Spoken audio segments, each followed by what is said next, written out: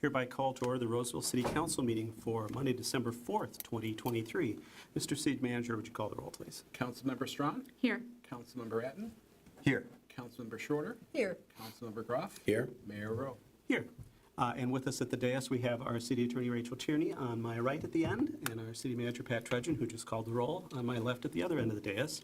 We have staff, department heads, and guests who will be participating in the meeting as items come up, and they'll be introduced at that time. I want to remind folks in the audience to be sure that you silence your cell phone or otherwise assure that it doesn't disrupt the meeting. And with that, I should note also, I try to note for folks in the audience that we do have meeting materials on the back table under the clock by the back door. So if you need a copy of the agenda, there's extra copies there, and then also one complete set of the meeting materials is in a 3-ring binder, which is available for the public if you need to refer to any of the materials for tonight's meeting. All of the materials are also available online at the city's website. With that, I'll ask folks to stand if you're able for the Pledge of Allegiance. I pledge allegiance to the flag of the United States of America and to the republic for which it stands, one nation, under God, indivisible, with liberty and justice for all.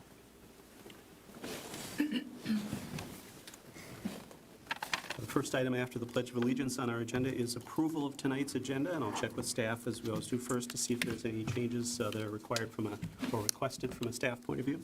Mr. Mayor, we have no changes. All right. And then check in with the council and see if council wishes to make any changes to the agenda, or if council members have any items on the consent agenda they'd like removed for separate consideration this evening. Does not appear to be the case. We'll also do a quick check with folks in the audience. If anyone is here for an item in section 10 of tonight's agenda, which is the consent agenda at the bottom of page 1, this would be an opportunity to let us know.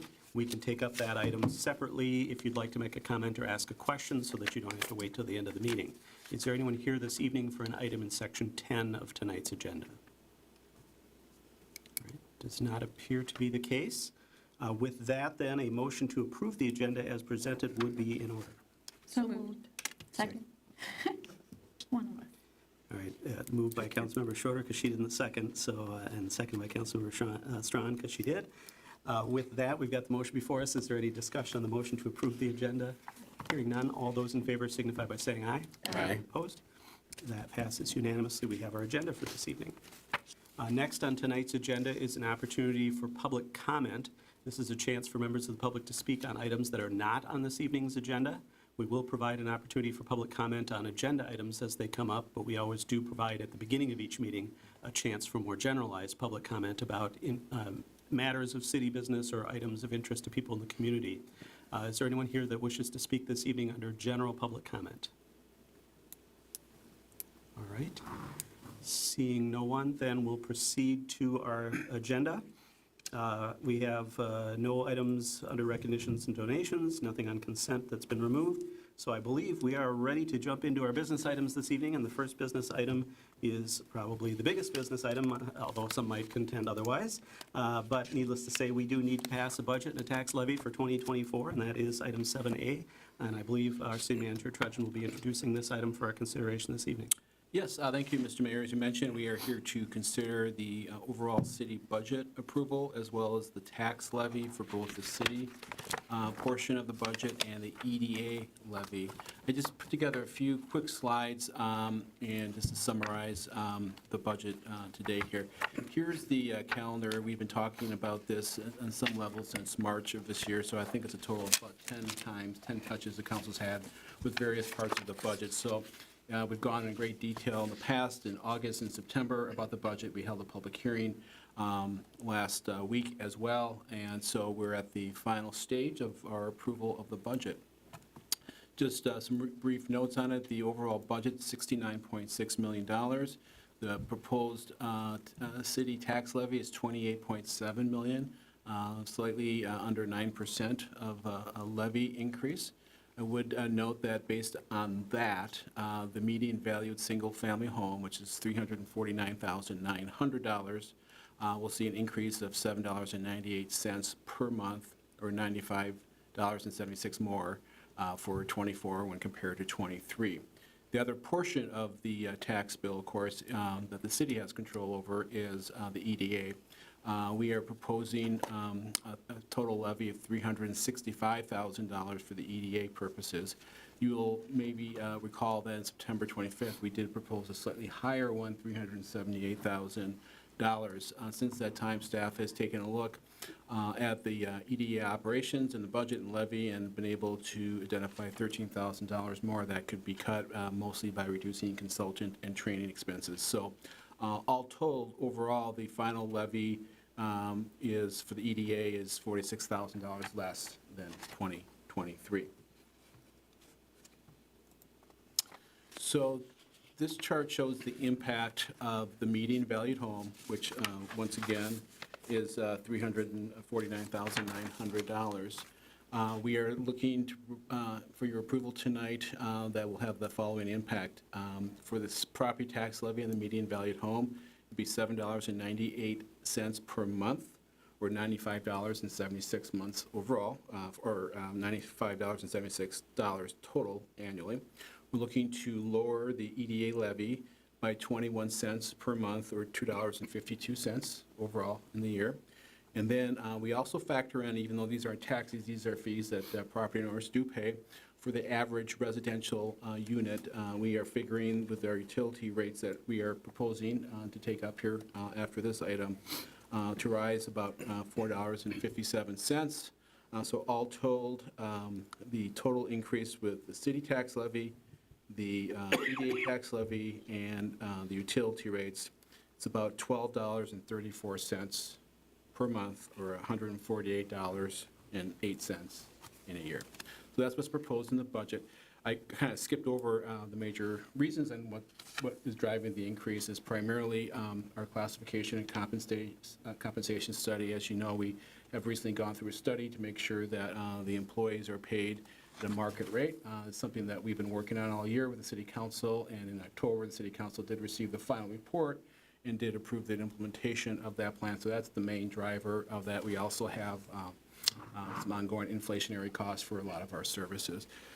I would say that we did take other action to try to get this levy as low as possible. We are leveraging existing ARPA dollars as well as some public safety aid to help lower that impact to the levy.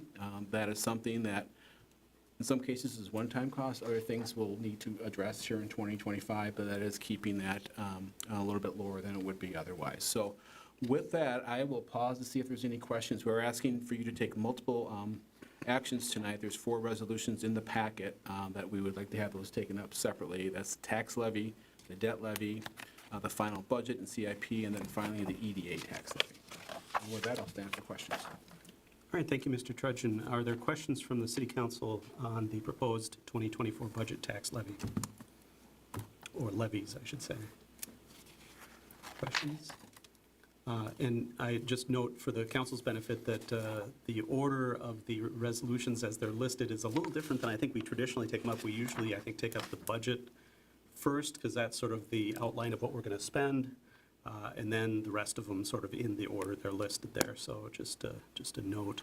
And each one is done by resolution, so the proper motion would be a motion to approve a particular resolution for the particular purpose. Council? Councilmember Groff. I'd move to approve the attached resolution to adopt the 2024 final budget and CIP. Second. All right, and that is the motion attachment 3, Mm-hmm. which is, once again, the budget at the $69,643,928, of which $14,468 and change is capital improvements. Is there any discussion on the motion as the maker, Councilmember Groff? No, we've gone over this several times and tried to get it as low as we could get it, and I think we've reached that point. All right, and as the seconder, Councilmember Straw. All Nothing further. right, further discussion, Councilmember Shore. You know, originally, I was uncomfortable with the percentage of this increase. When I look at where that is, though, since it's in the compensation area, it's really vital for us to be able to have good employees and pay them well and retain that. And so that isn't an area where we could cut. So that's where I ended up being I guess, okay with where we're at with it, so that's it. All right. Any additional discussion on the motion to approve the resolution approving the budget? Councilmember I Atten. would concur with those comments. I think this is an important investment in our staff, and it is pretty expensive. And at the same time, we have a lot of good staff, and you retain staff by treating them the right way professionally, so. So I hope that folks understand how that kind of pushes there, and some of the inflationary things aren't like, hey, we're paying 3% more for widgets, but rather we're being charged 10% more for something by an outside force where we can't control the situation at all. So there's some pretty big forces. I did note on the back of my own tax statements that we're actually still in the lower percentage range for Ramsey County cities, which I don't know if that makes me feel better or anyone else feel better, but I was like, wow, okay, well, so we are trying to be as thoughtful as possible while taking care of the important parts of our city to make sure it runs well. All right, I think I would echo those thoughts and just note, again, because we provide services to people in the community, that is done through people. The largest percentage or portion of our budget by far is the people. And we need to make those proper investments to keep folks that are good and attract people that are good for the future as well. And so I'm supportive of these changes. I think that, in order to do any substantial reduction to what we're proposing here, we would probably have to talk about reductions in levels of service and personnel associated with that, and I'm not sure that that is what the community is looking for at this point. So I think we've been operating a pretty lean operation for some time, and this is an important opportunity to catch up where we've been behind in our compensation of our employees, and so I'm supportive of this budget for 2024. Mayor, I'd Councilmember like to Jones. just add, I know a lot of people in other cities are experiencing significant cuts in services, significant cuts as there are ARPA dollars and things, and so I appreciate the thoughtful use of the funds and that we continue to have the high level of services that we have. So we do have an increase, but we are maintaining our services where other cities are saying, well, we can't afford that. And so I really appreciate that this thoughtful planning on some of these things got us to this place. And so it's just going to be an ongoing partnership with our taxpayers to understand that you still get what you had before, and we're happy to have those many resources. Thank you. Right. And before we take the vote, I should note I should have provided an opportunity for anyone from the public to speak to the budget and tax levy for 2024. Just ask if there's anyone here this evening who wishes to speak to the proposed budget and tax levy. This would be the opportunity to do that. Anyone here this evening for that item who wishes to speak? All right.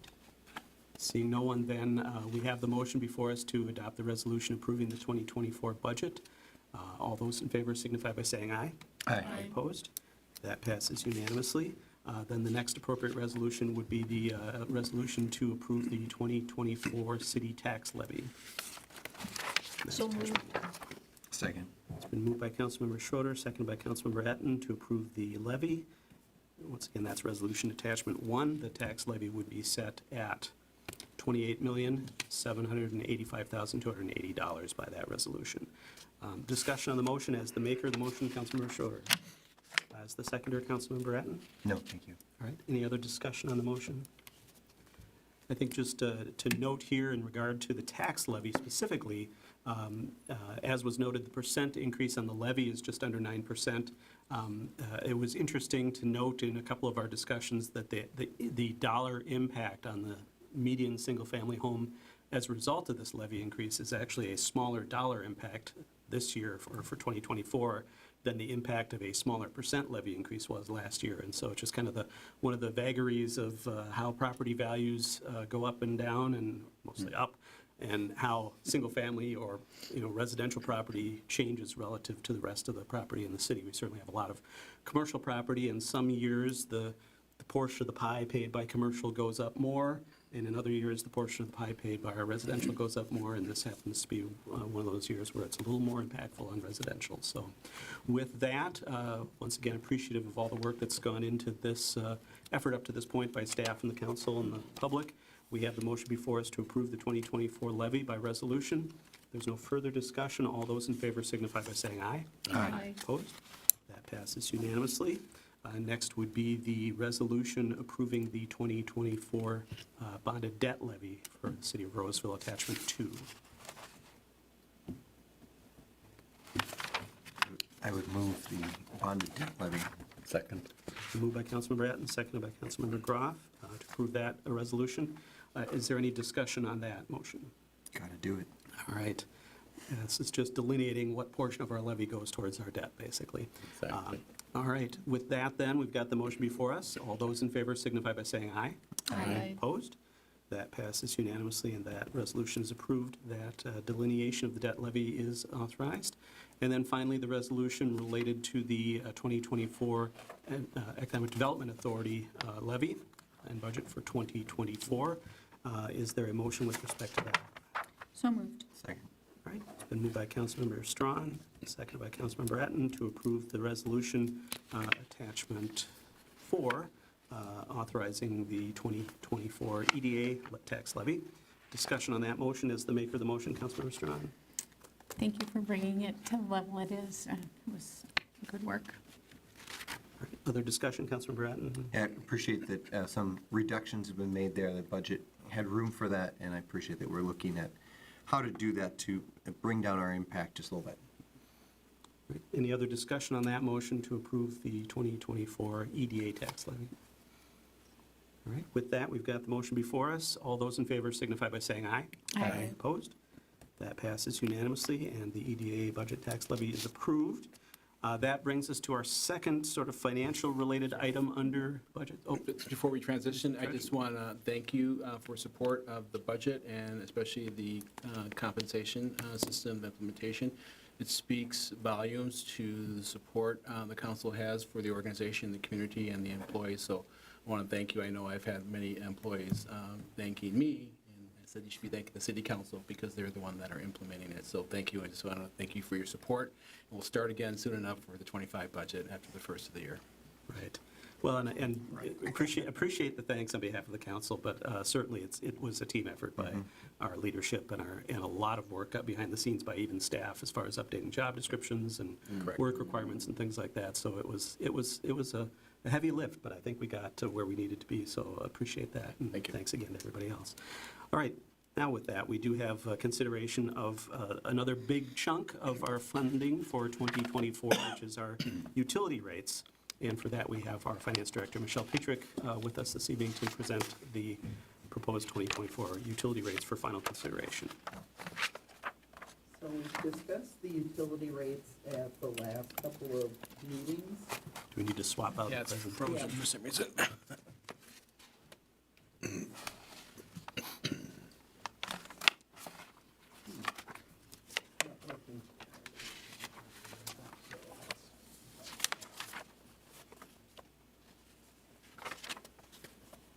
Must have dueling laptops here.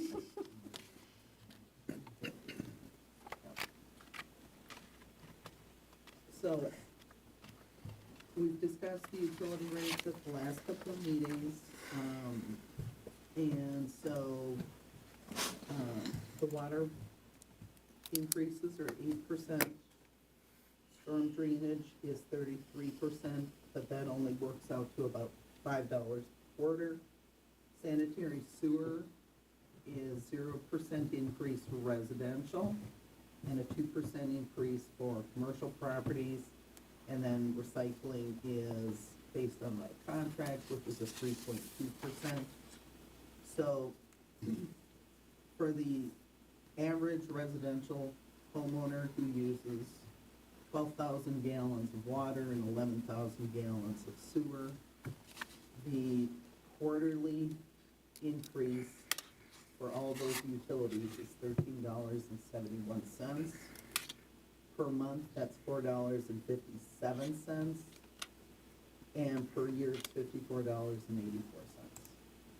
And for that amount, our residents get clean water and filtered water and storm drainage and recycling curbside every other week.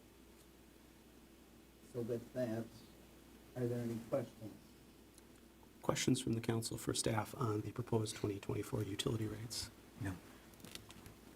Councilmember Schroeder. I appreciate all the time you took to look at some of this, because I know all the fees going up, and so that we could actually have a couple of the fees not going up, so appreciate all the work that you did to really take a look at that and make the decision that we could do that in a healthy way. Does not put us in any financial bind, but it gives the citizens a little bit, or our residents a little bit of a break this go around, so thank you for your work. Right. Other questions or feedback from the council? Right. We'll check in with the public again before we get to our council motions at this point. Is there anyone from the public who wishes to speak to the proposed 2024 utility rates? Right. Seeing no one, then we'll go ahead and move to council consideration. We have one resolution in this case, and it's an all-encompassing resolution, attachment 1, that itemizes out all of the proposed rates for 2024. Is there a motion from the council? So moved. Second.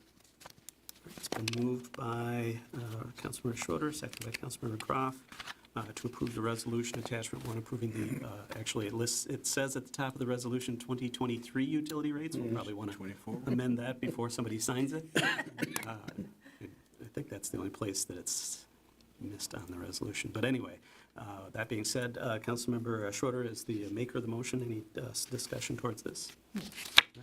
Councilmember Groff is the seconder. Right, any additional discussion on the motion? No. All right, with that, we've got the motion before us to approve the 2024 utility rates. All those in favor signify by saying aye. Aye. Opposed? That passes unanimously. Those rates are approved. And then finally, I believe related to our 2024 budget and financial matters, we have the opportunity to consider the 2024 proposed fees for the city of Roseville, known as the fee schedule. That is actually a ordinance in our code, and so I'll turn it over to City Manager Trudgeon to bring this back before us for our final consideration this evening. Mr. Trudgeon. Thank you, Mr. Mayor. As you mentioned, this is consideration of the 2024 fee schedule. You initially saw this at your November 6th meeting that detailed a variety of changes to the fee schedule, some slight alterations up and some down, and some removals and some new ones. And so that's included in your packet. Since that time, there are two, maybe three different changes that are in the fee schedule, and that's the first page after the RCA. And these are ones that you've talked about before. So one is under Community Development Department, a reasonable accommodation request fee of $150. We just passed that ordinance not too long ago, so this would just have a filing fee if somebody were to do that with the city here to cover staff time. And then the last two are regards to an ordinance you passed last meeting, delinquent utility administration fee of $25, and then the certified delinquent utility interest rate increase of 8%. Those, if you recall, were originally in the ordinance, and it was felt it was best to be placed in the fee schedule. So all those you are somewhat aware of, and that's the only changes since November 6th. As mentioned, we do have staff here if you have any particular questions about some of these changes, but otherwise, I'll stand for questions. All right, are there any questions from the council on the proposed 2024 fees? All right, seeing none, is there anyone from the public who wishes to speak to the proposed fees for 2024? Seeing none, we've got the request before us. So this is an ordinance, so we would adopt the ordinance if we approve the fee changes.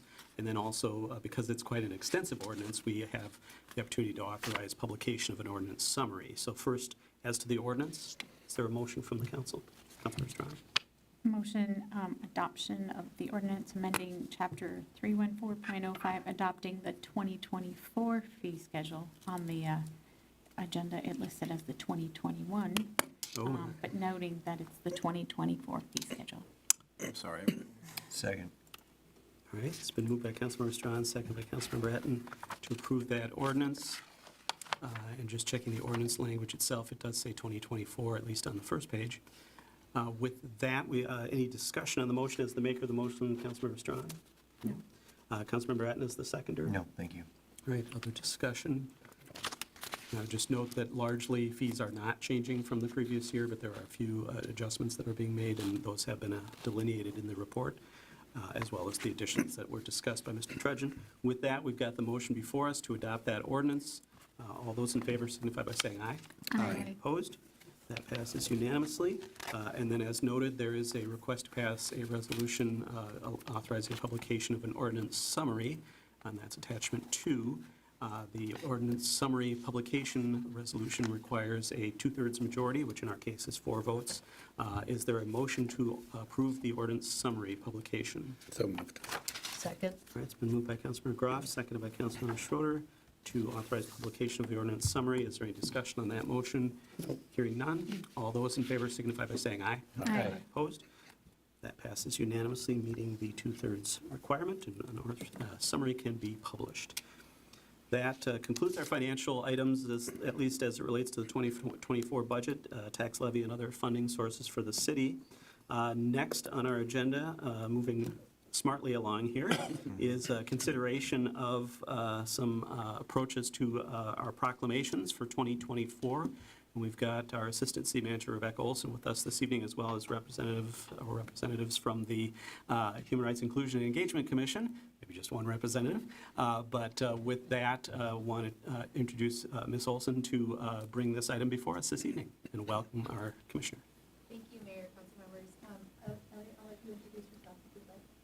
I'm Elliot Frank, member of the Human Rights Inclusion and Engagement Commission, representing the commission on this particular issue. So tonight before you is a list of proclamations that the HRIEC Commission has looked at for 2024. We thought it'd be a good idea to bring this list to you for 2024 because one of the things that they'd like to do is do a little bit of extra work and highlight 3 different proclamations throughout the year. As you recall, the HRIEC has traditionally been tasked with reviewing some of these proclamations. And in 2024, they'd like to highlight 3 various ones. One in March for Women's History Month, one in June for Gun Violence Awareness Month, and then one in September for Constitution Week. And so when they indicate highlight, it means that there will be a little bit of, we try to leverage as much as we can things that we're already doing and bring greater awareness to these proclamations. This includes our display cases, this includes additional information and education in our newsletters, and then any other opportunities we have through our community relations and other various communication tools. So that is what we have before you. Elliot is here if you have any specific questions, he can help answer those. But the request is for you to review the slate of proclamations for 2024, approve them, as well as provide discussion and guidance on the 3 highlighted proclamations for 2024. All right, thank you, Ms. Olson and Mr. Frank. Questions from the council or feedback? Councilmember Bratton. I think it's great that you're willing to do this, and I think the display right now is wonderful out there for Native American recognition. There are a lot of beautiful pictures and art and things like that that are excellent. One of the things I think we talked about many years ago in some way was whether this is fine, this is great, but there are a small number of people beyond staff that see these displays. But the city facility that we have to bring in traffic cops to figure out how people can park and where they're going to go is across the side street. And what we could do to have some sort of recognition of big things like this on display at the Oval, in the skating center, where there are literally hundreds and thousands of people that come in and out every day, as a way to amplify our message and the importance of these items. So just something to consider. Is there a place and a way to use the huge level of traffic there to increase the impact? Your concern is shared by the entire commission. Awesome. And we discussed that issue. So we appreciate additional opportunities that can be afforded to us to address and engage with the public as these proclamations come up. And so your suggestion, Councilman Edmonds, is very helpful and greatly appreciated. We do plan to look at potential additional methods of reaching the public, other than those that Ms. Olson just shared with us and that you shared with us. But at the moment, because we're actually restructuring our goals, and last month, Ms. Olson actually helped us along with an exercise in that regard. So you will hear more in the future from the commission with regard to how to do that. Okay, good. They aren't plugged in now, he says that. You can see them. Sounds like we may have audio issues related to the mics at the table mics not aren't being plugged in. Yeah. So apologize to folks at home who may have been watching and not able to hear those. Comments, Oh, they really are. and we'll make sure and get that fixed Is it working now? just about. Any moment. Usually it works better if you plug it in. Yes. So I'm sorry, I really don't want to repeat, all, but I'll summarize I was it. going to summarize for you, but go ahead if you'd like to. Just two quick statements of summary. One is to thank Councilman Etton for his suggestions as to how to improve our presentations to the public of the proclamations. And the second, to state that the proclamation subcommittee is in process of developing a plan for exactly how to do that. Councilmember Strong. I love that we're thinking about these now. Often they have come up so fast and it's actually behind, so that we're looking, hey, that was a couple weeks ago, we're acknowledging that. So thank you for looking ahead and looking at it holistically. One thing I think would be really nice, and it doesn't have to be for 2024 because that's already almost here, but I think unfortunately in our society we've had repeated times when we've had to acknowledge hate crimes against different organizations. And so I do know that there are some acknowledgements throughout the year from various organizations, like anti-hate speech days and things like that. So maybe rather than trying to delineate one group or the other, that has, because it seems it's often equal opportunity for someone to be not great to other people, to maybe, I think it maybe would be good for us to see that as a whole and maybe acknowledge that in some point throughout the year. I do know that there are some acknowledgements, but often they've been, I think the UN has like an anti-hate speech day, and so it's just something like that, something holistically, so we can at least not always be reactionary, because we've been asked in the past to acknowledge hateful events against a lot of different people, and I think it'd be nice to really, rather than one-off, really mention it as a focus. But I don't think it has to happen this year, but I really would like to put it on your radar for the future. I think the council, the commission would welcome that input. But it would be a very spirited discussion, I think.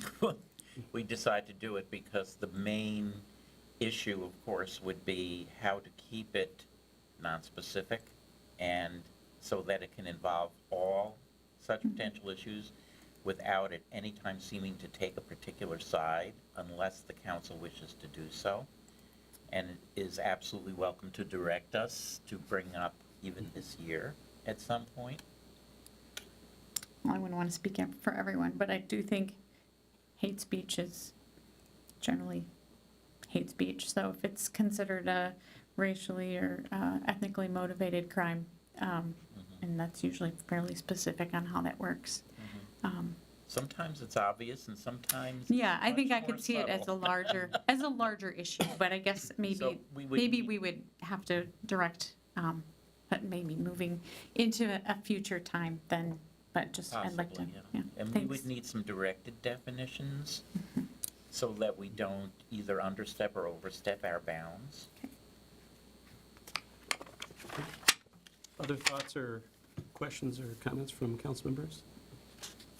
I would just note that, and I'm glad it was in the packet, our proclamation policy attempts to try to help us to narrow down where we focus, because we often get requests from various entities to issue proclamations for the benefit of making awareness of their particular issue and that sort of thing. And we've tried to kind of zero in on things that either have that local connection or impact or are already being done by either the federal government or the state government or some sort of equivalent. Certainly, if there's something that the UN is doing, I think that would be an equivalent in my mind. So, we would just have to have some discussions and figure out if, how we can approach some of those things. But I don't think we're at all averse to looking at additional proclamations as far as what we include in the basket here. In fact, there are some that don't even go on this list that are ones we do for local community organizations like Kiwanis Peanut Day and things like that we're happy to do. And I think we did the Buddy Poppy proclamations for veterans and Memorial Day and things like that. They don't even fall into this, specific list that we're talking about here. But I also know that we have as a bench handout, a comment from a member of the community saying, well, we do have, a significant number of various, ethnicities or ethnic groups represented in our community. And why are we only doing proclamations for certain ones? And of course, I think a couple of the answers to that are that some of them are broad enough categories that they actually cover a number of specific ethnicities and things like that. But then also we are trying to follow our policy of sort of, doing the ones that are more largely observed. And so that's kind of where that comes from. And I think a part of that is because sometimes that comes with resources and organizations that are doing things also in conjunction with that, and so that we do get the benefit rather than sort of having to do something ourselves in that regard. So again, that's a part of why the policy is there. But yeah, I think, to the extent that we may either think of or be requested to look at other possible recognitions, it's certainly something we shouldn't be averse to, and it's very appropriate, I think, for the commission to discuss those. Please do. Mayor, I note that Juneteenth isn't listed in June, and we haven't used it as we have. Oh, we definitely do have, I do believe we do it. Mayor, council member, I looked back a couple of years, I could not find a proclamation for Juneteenth. I know we designated it as an official holiday, but I did not find one last year or the year before. So that is what I could find. However, if you would like to task the HRIAC with adding that, we can work on that. Well, it might be worth having a conversation about it, too. And we would also like to respectfully request that you do direct those concerns and specific issues that you wish for us to discuss in commission to the commission through Ms. Olson would be appreciated. And we can add them to our agenda. That should not be a problem as far as I can see. And thank you for those inputs. We do appreciate it. All right, any other input? Councilor McGrath? Well, I'd just like to thank you for the work that is done on these. I think it's really important when you look at the list, how inclusive it is. It's inclusive and welcoming, which is one of our goals in Roseville, and I think this commission speaks to that, so thank you. I will take that back to the commission as, believe it or not, I'm not on that subcommittee. Okay. Well, you have acquitted yourself as if you were, so very, very good job. Now, I know that we're being asked to approve. I don't know that we necessarily need to take an action. We approve each proclamation as it comes forward, but certainly I don't think we have any objection to the plan, so go. Go forth and proclaim. And prosper. Thank you very much. Thank you again for all that work. All right. That then brings us to consideration of a professional services agreement related to our natural resources efforts in the city. We have our Parks and Recreation Director, Matt Olson, with us this evening to bring this item before us. Welcome. Johnson even. Johnson, did I say Olson? Olson, yeah. Anderson? It all spends the same. Thank you, Mr. Mayor. Svensson. I apologize for that. I was just dealing with somebody named Matt Olson earlier. No, none It taken was there. on my mind. Thank you. Thank you, Mayor and Council. I do have a brief presentation to talk a little bit about where we're at with our natural resources work, and specifically our plan moving forward. And I'm trying to thread the needle of providing enough background for some council members that this may be relatively new to, but not being totally redundant for the council members that have been very involved in this over time. But now I see we're over an hour ahead, so I'm just going to... Scratch it out. It's your opportunity. But sincerely, please feel free to slow me down if I buzz by something that doesn't make sense, or vice versa. Give me a wink or a nod if I'm going a little too slow. So Roseville really should be, and I think is, proud of the fact that it's really been a leader in prioritizing natural resources in its park system and really viewing our natural resources as a vital part of our park infrastructure. So Roseville, going back to the 1990s, when in a lot of circles parks were viewed as places to play, and with playgrounds and ball fields and some buildings, Roseville really stepped up and said natural resources are every bit as important to our park system as those other pieces of infrastructure. And as we've come through with climate change, as we've come through with I think, a general awakening of this importance, that's become more commonplace. But Roseville really was ahead of the game with that. And you can see on the slide in front of you, I'm not going to read any of it, but throughout our Parks and Recreation System Master Plan, which was adopted in 2010, environmental stewardship and our natural resources work is laid throughout the goals and aspirations of what we wanted in that program. Similarly, I don't have a slide about it, but our comprehensive plan, both in the Parks and Recreation chapter, as well as throughout the document, talk about the importance of sustainability. And even this last year, as we've gone through the Envision Roseville process, we've seen that elevate more and more, not just amongst this group and staff, but amongst the community. People really, really do value the importance of the natural resources work that we do and really providing a good, sustainable, that parks role in providing a good, sustainable infrastructure. Again, I don't want to do the whole history lesson thing, but I do want to point out that Roseville began its had its first adopted natural resources plan in 2002. Again, way, way ahead of the curve. There are many, many communities that are just jumping into this work. And that plan was, the lead consultant on that plan was Paul Backenstead, who is currently with Stantec and has really been our lead consultant on all of our natural resources work going back to this plan. As I said, it was included in the 2010 Parks and Recreation System Master Plan, those natural resource key components. And all of that sort of built towards 2014 to, as part of the Parks and Recreation Renewal Program, the Natural Resources Renewal Program. And what that was really designed to be was sort of a blitzkrieg to really go after, to really transform the natural resources within our park system. It was $1.5 million of city dollars allocated towards this program, and funding was leveraged to acquire over $600,000 of grant funding as part of that Natural Resources Renewal Program, really designed to be aggressive and transform our parks to bring them back to a more natural, Minnesota appropriate landscape. I could go on and on about this, but I would be remiss if I don't just show one quick example to sort of enumerate what it is we're trying to talk about here. This is Reservoir Woods Park, and you can see we've got a slide, and this is provided again by Paul Backenstead, in a 1947 aerial.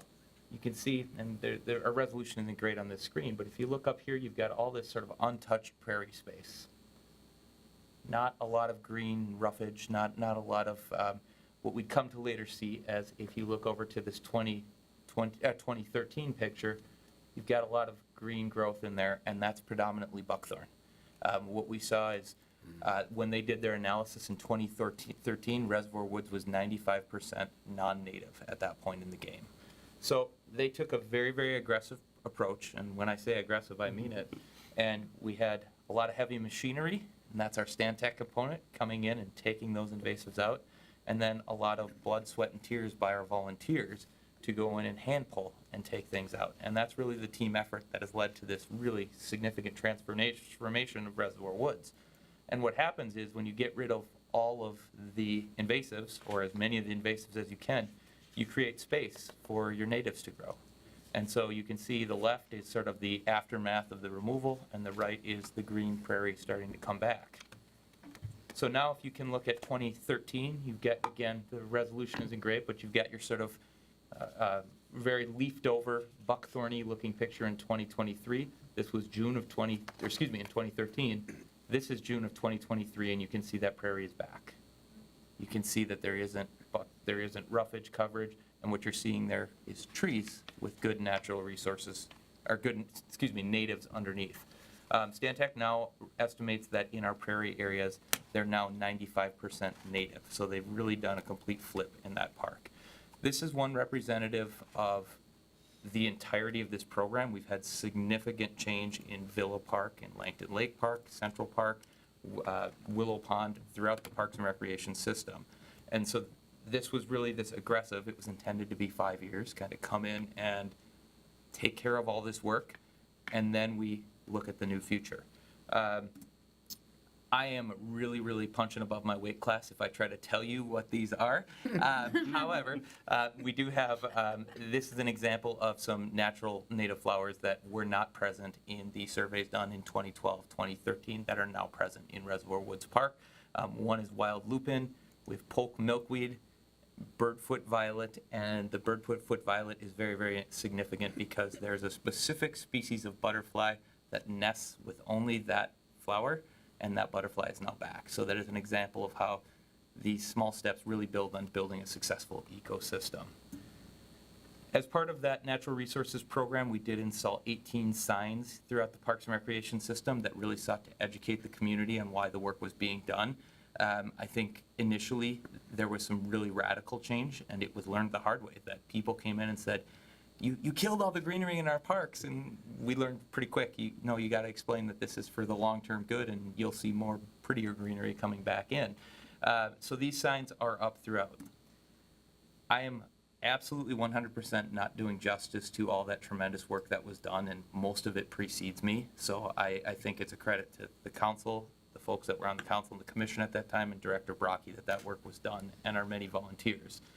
But I do want to just share a couple of by the numbers. So all of the parks in our system, 32 parks, were all touched in some way by the Parks and Recreation Renewal Program. We had an initial project list that that had 28 very intensive renewal projects that were all completed. As I said, we had more than $600,000 in grant funds acquired through the Parks and Recreation Renewal through the Natural Resources Renewal Program. And I am absolutely certain this is an undercount, but more than 6,000 hours of volunteer work put into this. And I think as much as I am excited, and I think it is very important to the natural resources impact, equally important is this volunteer impact. There is an incredibly committed, passionate group of volunteers that are out there, literally in some cases on a daily basis, pulling additional resprouts of buckthorn, of garlic mustard, of invasive species. When we say we need help, they are out there. We've sort of been, over the last year, almost identifying projects as we figured out what to do next, saying, oh boy, there's a little piece of buckthorn there, we need to go out and get that. We had a buckthorn event in Reservoir Woods a month ago, and granted it was a beautiful day. We had 43 volunteers show up to Dragon Stack buckthorn just on a random Saturday. So this group is committed, they care a lot, and we feel a tremendous commitment to make sure that the group's efforts that are going into this yield really positive and tangible results and are done in a planful manner. So that's the history component. I want to move into the future component. We're sort of at the end of that. The contract for that initial natural resources renewal program is closed. As I said, staff have been sort of identifying projects on one-off, but it's time to reset, plan moving forward. We knew that this was coming when the initial renewal program was identified in 2014. We identified we're going to have to put money in the capital improvement program to sustain this, to make sure that we're ready to move forward. So beginning in 2019, there was a line item in the capital improvement program for natural resources work and planning. And that makes an important point, that this natural resources component is every bit as much infrastructure as our buildings and our trail. This is really, really important. So we knew that this was coming, and we're really at that point. As I mentioned, Paul Backenstad has really been our lead ecologist, a consultant working for us, essentially since 2002. And when we said we're ready to move forward, we sat down and talked to him about how do we set the table for another successful 5 or 10 years. And we identified a number of goals. First and foremost, we need a good project list. We need a list that lays out for us what are the next 20 things we need to do, and how is that being done planful, so that we can make sure that the outcomes are positive for the group. We want to have benchmarks so we can demonstrate our progress, not just to you all and the community, but to our volunteers who are contributing time. Very, very important, and you'll see this throughout my next couple of slides. The volunteers need to be central to our planning efforts. This is not something where staff or our consultants can come and throw a plan down and say, all right, go do it. It's got to be the opposite. We need those volunteers who have been out there seeing, feeling, touching these resources to be very involved and engaged in the creation of this plan. We do want to continue to identify additional grant funding, and we do want to identify any potential costs that will come along in the future as well. So with that, Stantec has really developed an approach that can sort of be broken down into two phases. This first phase is really an assessment and project list phase, where they would have a comprehensive systemic review, where they would have a team go out and visit all 680 acres of parkland that we have here in Roseville and develop a map for each park and say, these are the resources we're seeing in this part of the park, these are the areas that need work, and really a full analysis.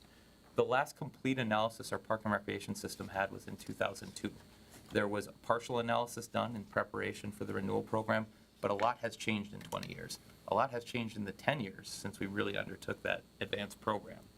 As I said, they would develop field maps, which we can put into our GIS systems, so we'll now have benchmarks. If we go and do another analysis in 10 years, we'll be able to look and say, how much is this program changing the face of our parks? What is the impact we're having? And then, as I said, most importantly, develop us a thoughtful, stepped list, so we say, these are the things that we can do that we know will have a long-term impact. I really dislike, and I jokingly told Stantec this, that they refer to our engagement as step 4, because we've been pretty clear as we talked through all of this that the engagement will be part of the process throughout the entirety of the duration. And in fact, the reason I'm here today talking in December instead of January, which is ideally when I would have brought this, is our very first thing we want to do is typically Martin Luther King Day weekend, we meet with our volunteers, and we want to be able to bring this to them and say, this is what we're thinking. Do you have any feedback? Are you supportive? I mean, we know they're supportive of the general idea, but what's the feedback? Meeting with the volunteers needs to be step 1 throughout this. So this is, again, sort of the planning and project list. And then the second phase is the setting the table for that next 5 to 10 years, is how do we take the feedback of the volunteers, the project list, and put it together into one plan that can be sustainable, specifically making sure that our volunteers are organized in a way that they can continue to contribute to the overall end product, and that we, again, can make sure that we're planful and intentional with what the outcome is from the natural resources work. I didn't include it in the slides, but typically with natural resources work, it's a little different than other projects you do, because the invasives are always fighting. They're always trying to regain their foothold.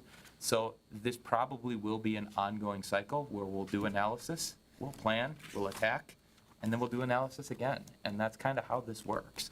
But we do think, we know that if we don't do it in an intentional and planful way, we're going to lose ground. And that's not fair to the volunteers that have put in their time and effort to do this, and it's not the outcome that we all want. So we're really confident with this approach. We think that it's a great opportunity to, again, set the table for the next 5 to 10 years and really have a thoughtful plan. I do want to lay out the budget piece real quick. And again, we do have capital improvement program funding available. So this is within the budget of the capital improvement program. The phase 1, which is again that project list and analysis, a lot of this is the analysis, the seeing the 680 acres of parkland, is $39,628. Those 2 additional planning steps are about $10,000, so the project total is not to exceed $49,766.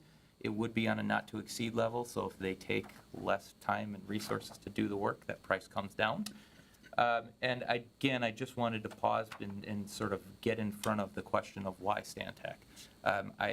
Paul has worked with us for, again, 22 years.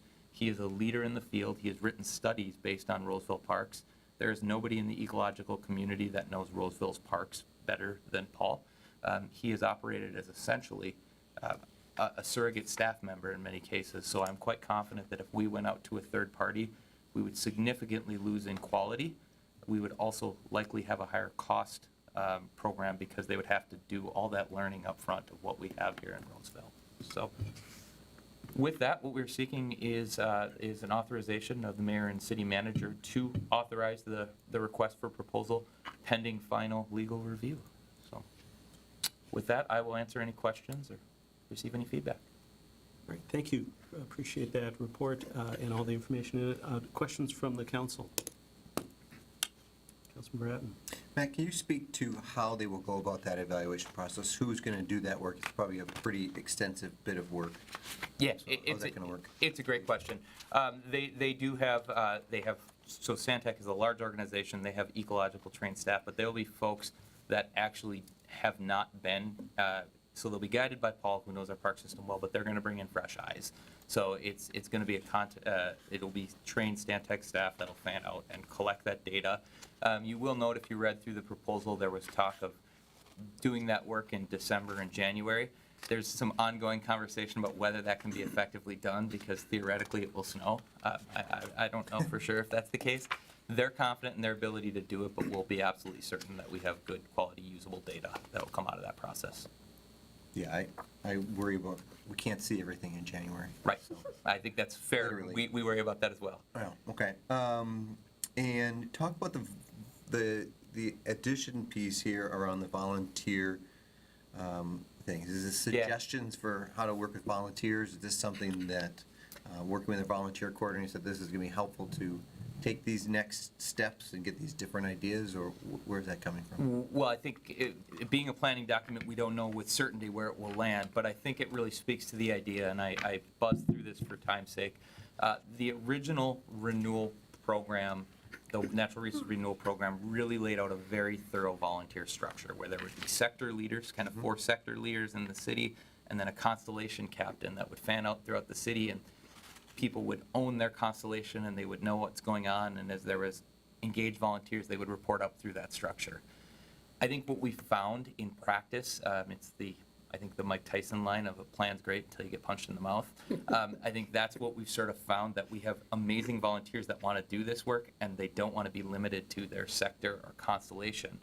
And we've got, I think there were a couple behind me, yes, a couple of them back there who I think would have experienced that of, we've got some superstar volunteers and they don't want to be limited to that framework. So we've now got 10 years of knowledge and data.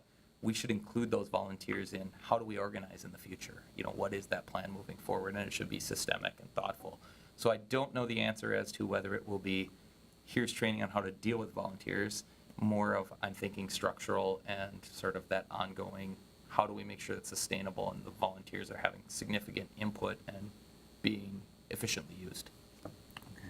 My last thing, I think the last item on those extras, that natural resources management master plan, I think that's, for me, really a really important piece as we look at how do we get grant funding and things like that. Yep. There is this big picture plan. It'll be critical for us to make sure it's not just assessing a random park, but rather here's a big picture, and then within that it steps down from there that we'll fill in. So I appreciate that piece a lot. Thank you. Thank you. Councilmember Schroeder. Thank you for the presentation, and also thank you for, for people new on the council. I'm very familiar with this program, being on the Finance Commission. We had lots of conversations about this because of the budget side of it. But on top of that, I spent a lot of time explaining to people that we weren't destroying Villa Park and the Reservoir Woods. And so I explained it to a lot of people that this was actually a good thing to get rid of the buckthorn. And since it was such a huge amount, it did look like it was burned clean, but on that side of it. But my main point is, we have invested a lot of resources into this, and I think it's really important, like you talked about, this is ongoing. It's like anything else, we have to continually reinvest in this, and so I am supportive that we continue with this. And the natural resources, when I'm out talking to people, that's huge. It's very important to the residents in Roseville. I mean, you can just tell by the volunteers you get, and just it is. And people like walking through it and all that, so it's very important to, and I like it that this is organized, because that's what I was trying to figure out, before you brought this forward, was how do we move forward with this in an organized way? And we do have a lot of area, and so I do like the way this is spelled out, so thank you. Councilmember Groff. Could you talk a little bit under the section here where it was, well, of course, I lost my place. Oh, technical advisory team. Can you speak to that a little? Yeah, that's a great point, and again, one I probably errantly glossed over. we really, really understand the importance of our stakeholders in this, meaning our lead volunteers, meaning likely it would be some ecological experts, some staff members, have coming together and really being involved in the creation of this plan. So it's exactly what it is. It would be a leadership group that, as we start to acquire those maps, can look at it and say, boy, that looks like that could use work. Villa Park's got X, Y, and Z. How does that become a project? And really making sure that we have a team-focused group to build that project list out, and then eventually build out that volunteer structure we were talking about. Because there can be a big difference, and it's something I'm constantly working on, between what looks good sitting in an office, what looks good getting on a spreadsheet, and what, Tom and Carol might think when they are having to go out and sort out what the, actually do the implementation. So we want to make sure that we have all those stakeholders involved in that planning process, and that's the vision for doing that. And that was really a co-created idea, which, when we were meeting with Paul on this, of, how do we make sure that we include everyone and that we aren't figuring this stuff out on the back end, but they're including it figuring it out on the front end. Thanks. Any other council questions or feedback?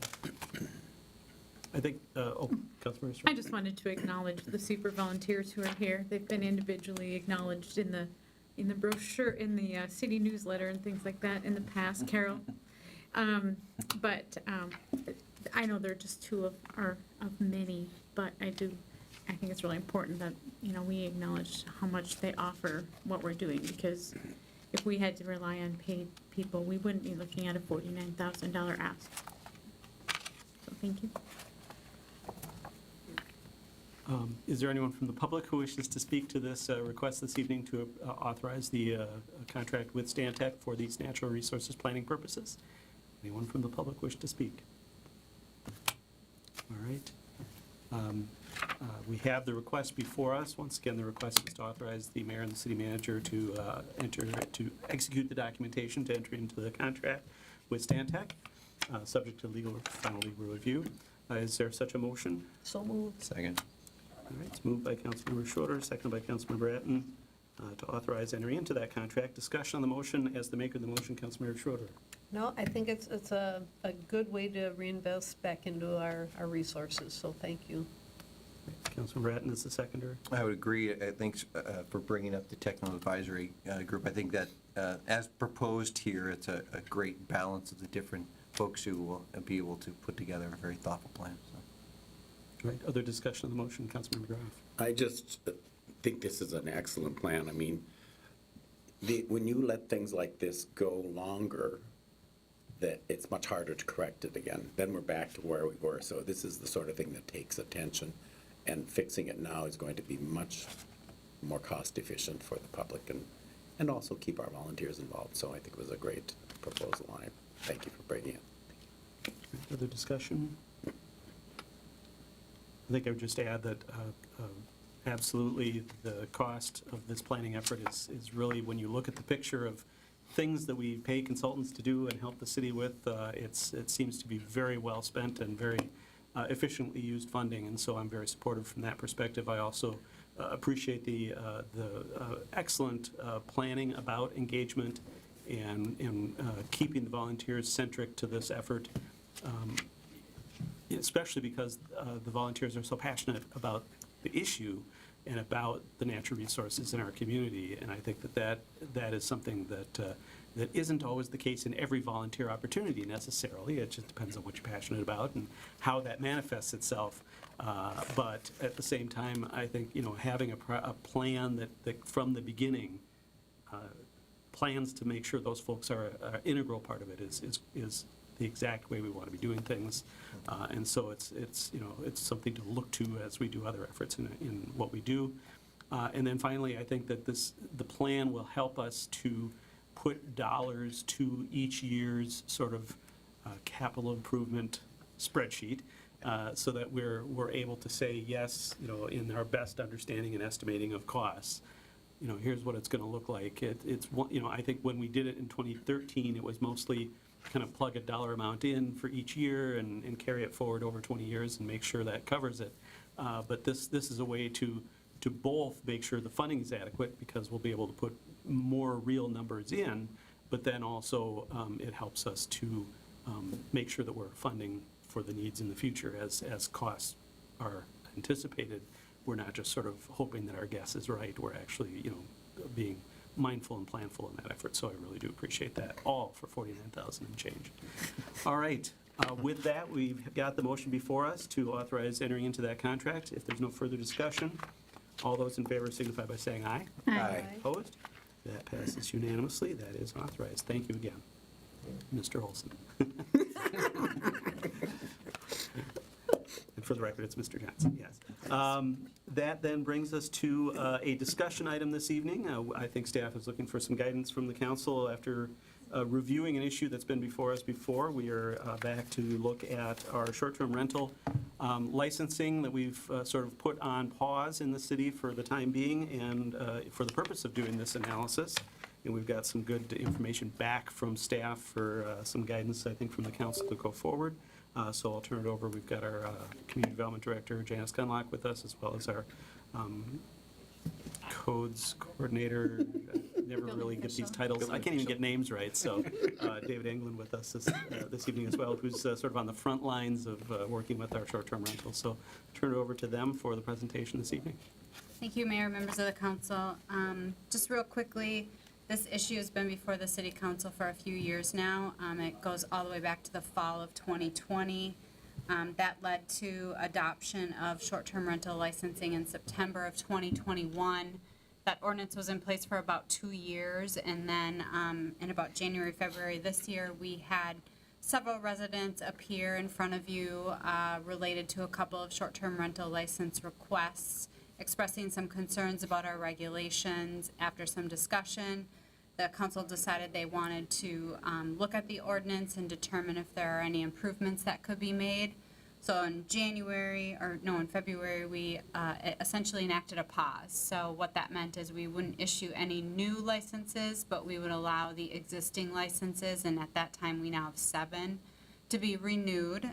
And so we do have a list of the 7 in your council report. Following that pause, the city manager and myself met individually with each of you to try and understand the general scope of what the concerns were so that we could evaluate what possible solutions might be available to improve the ordinance and any regulations surrounding short-term rentals. So rather than go into a lot of detail, I just put this slide up. On the one side, we made a list of the concerns that we heard on those one-on-one meetings. Anything from too many short-term rentals, whether it be on a single block within a neighborhood, along the lake, neighbors not knowing of them, neighbors not knowing how to file complaints. There's been some concern about adherence to the 7 to 10 day minimum stay.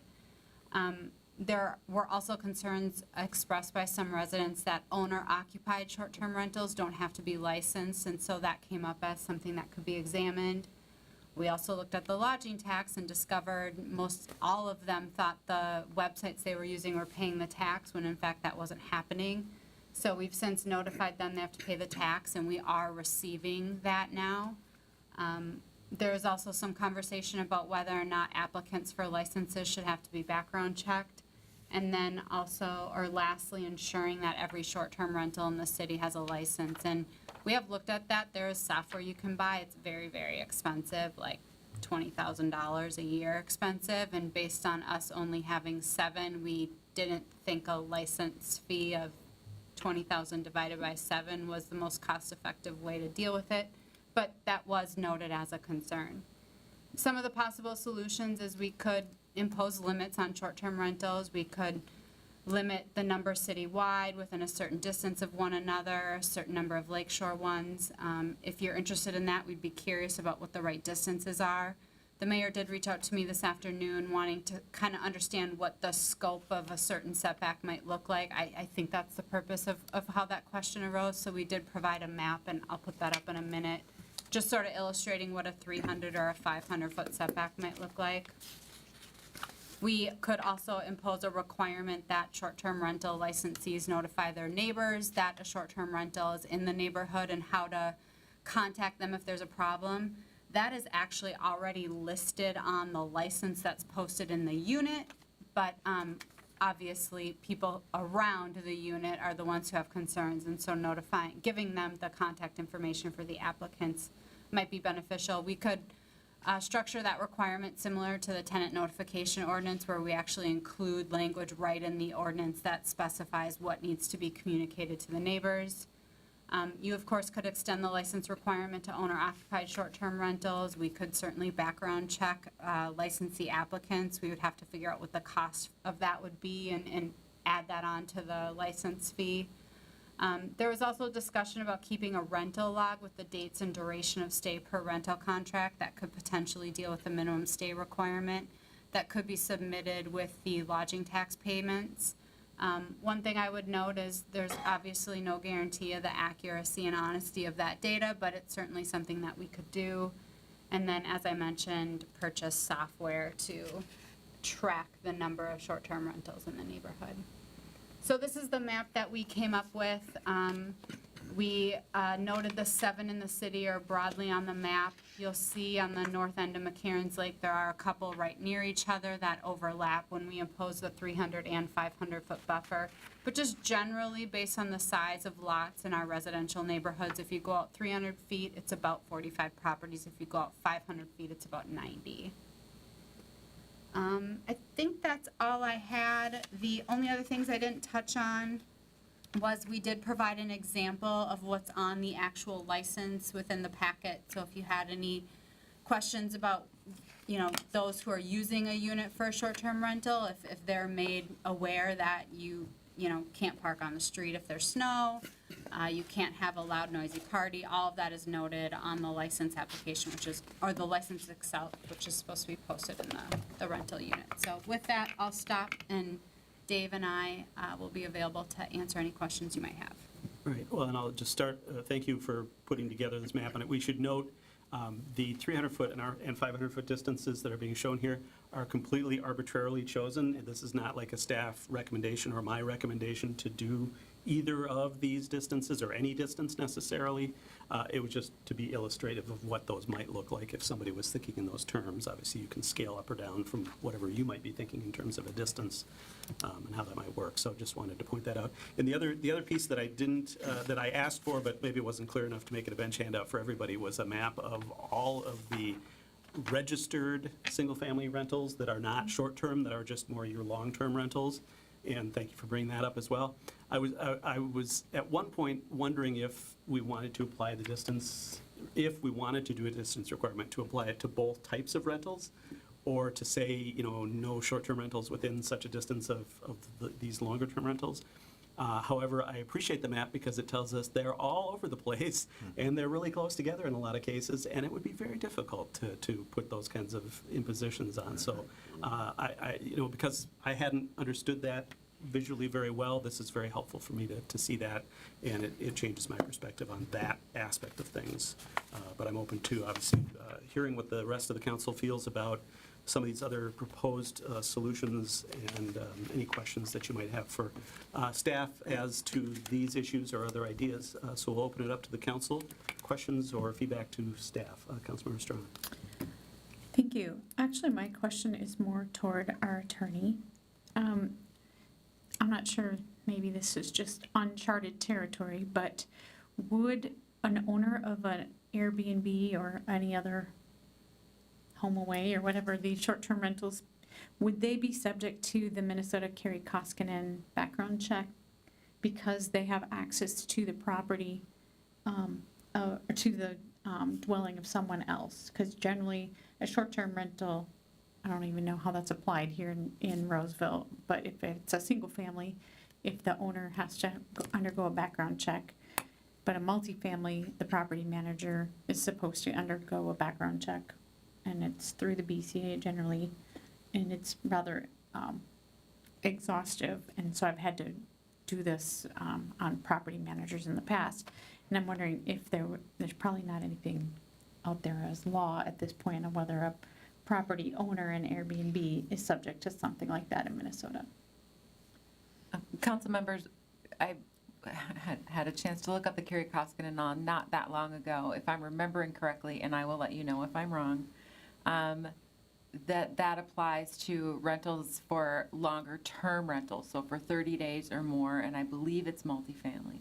I'll try to pull it up here as we're sitting here to tell you if I'm wrong, but I believe that, I know that it exempts a regular hotel, so I believe it would exempt these as well, but I will check.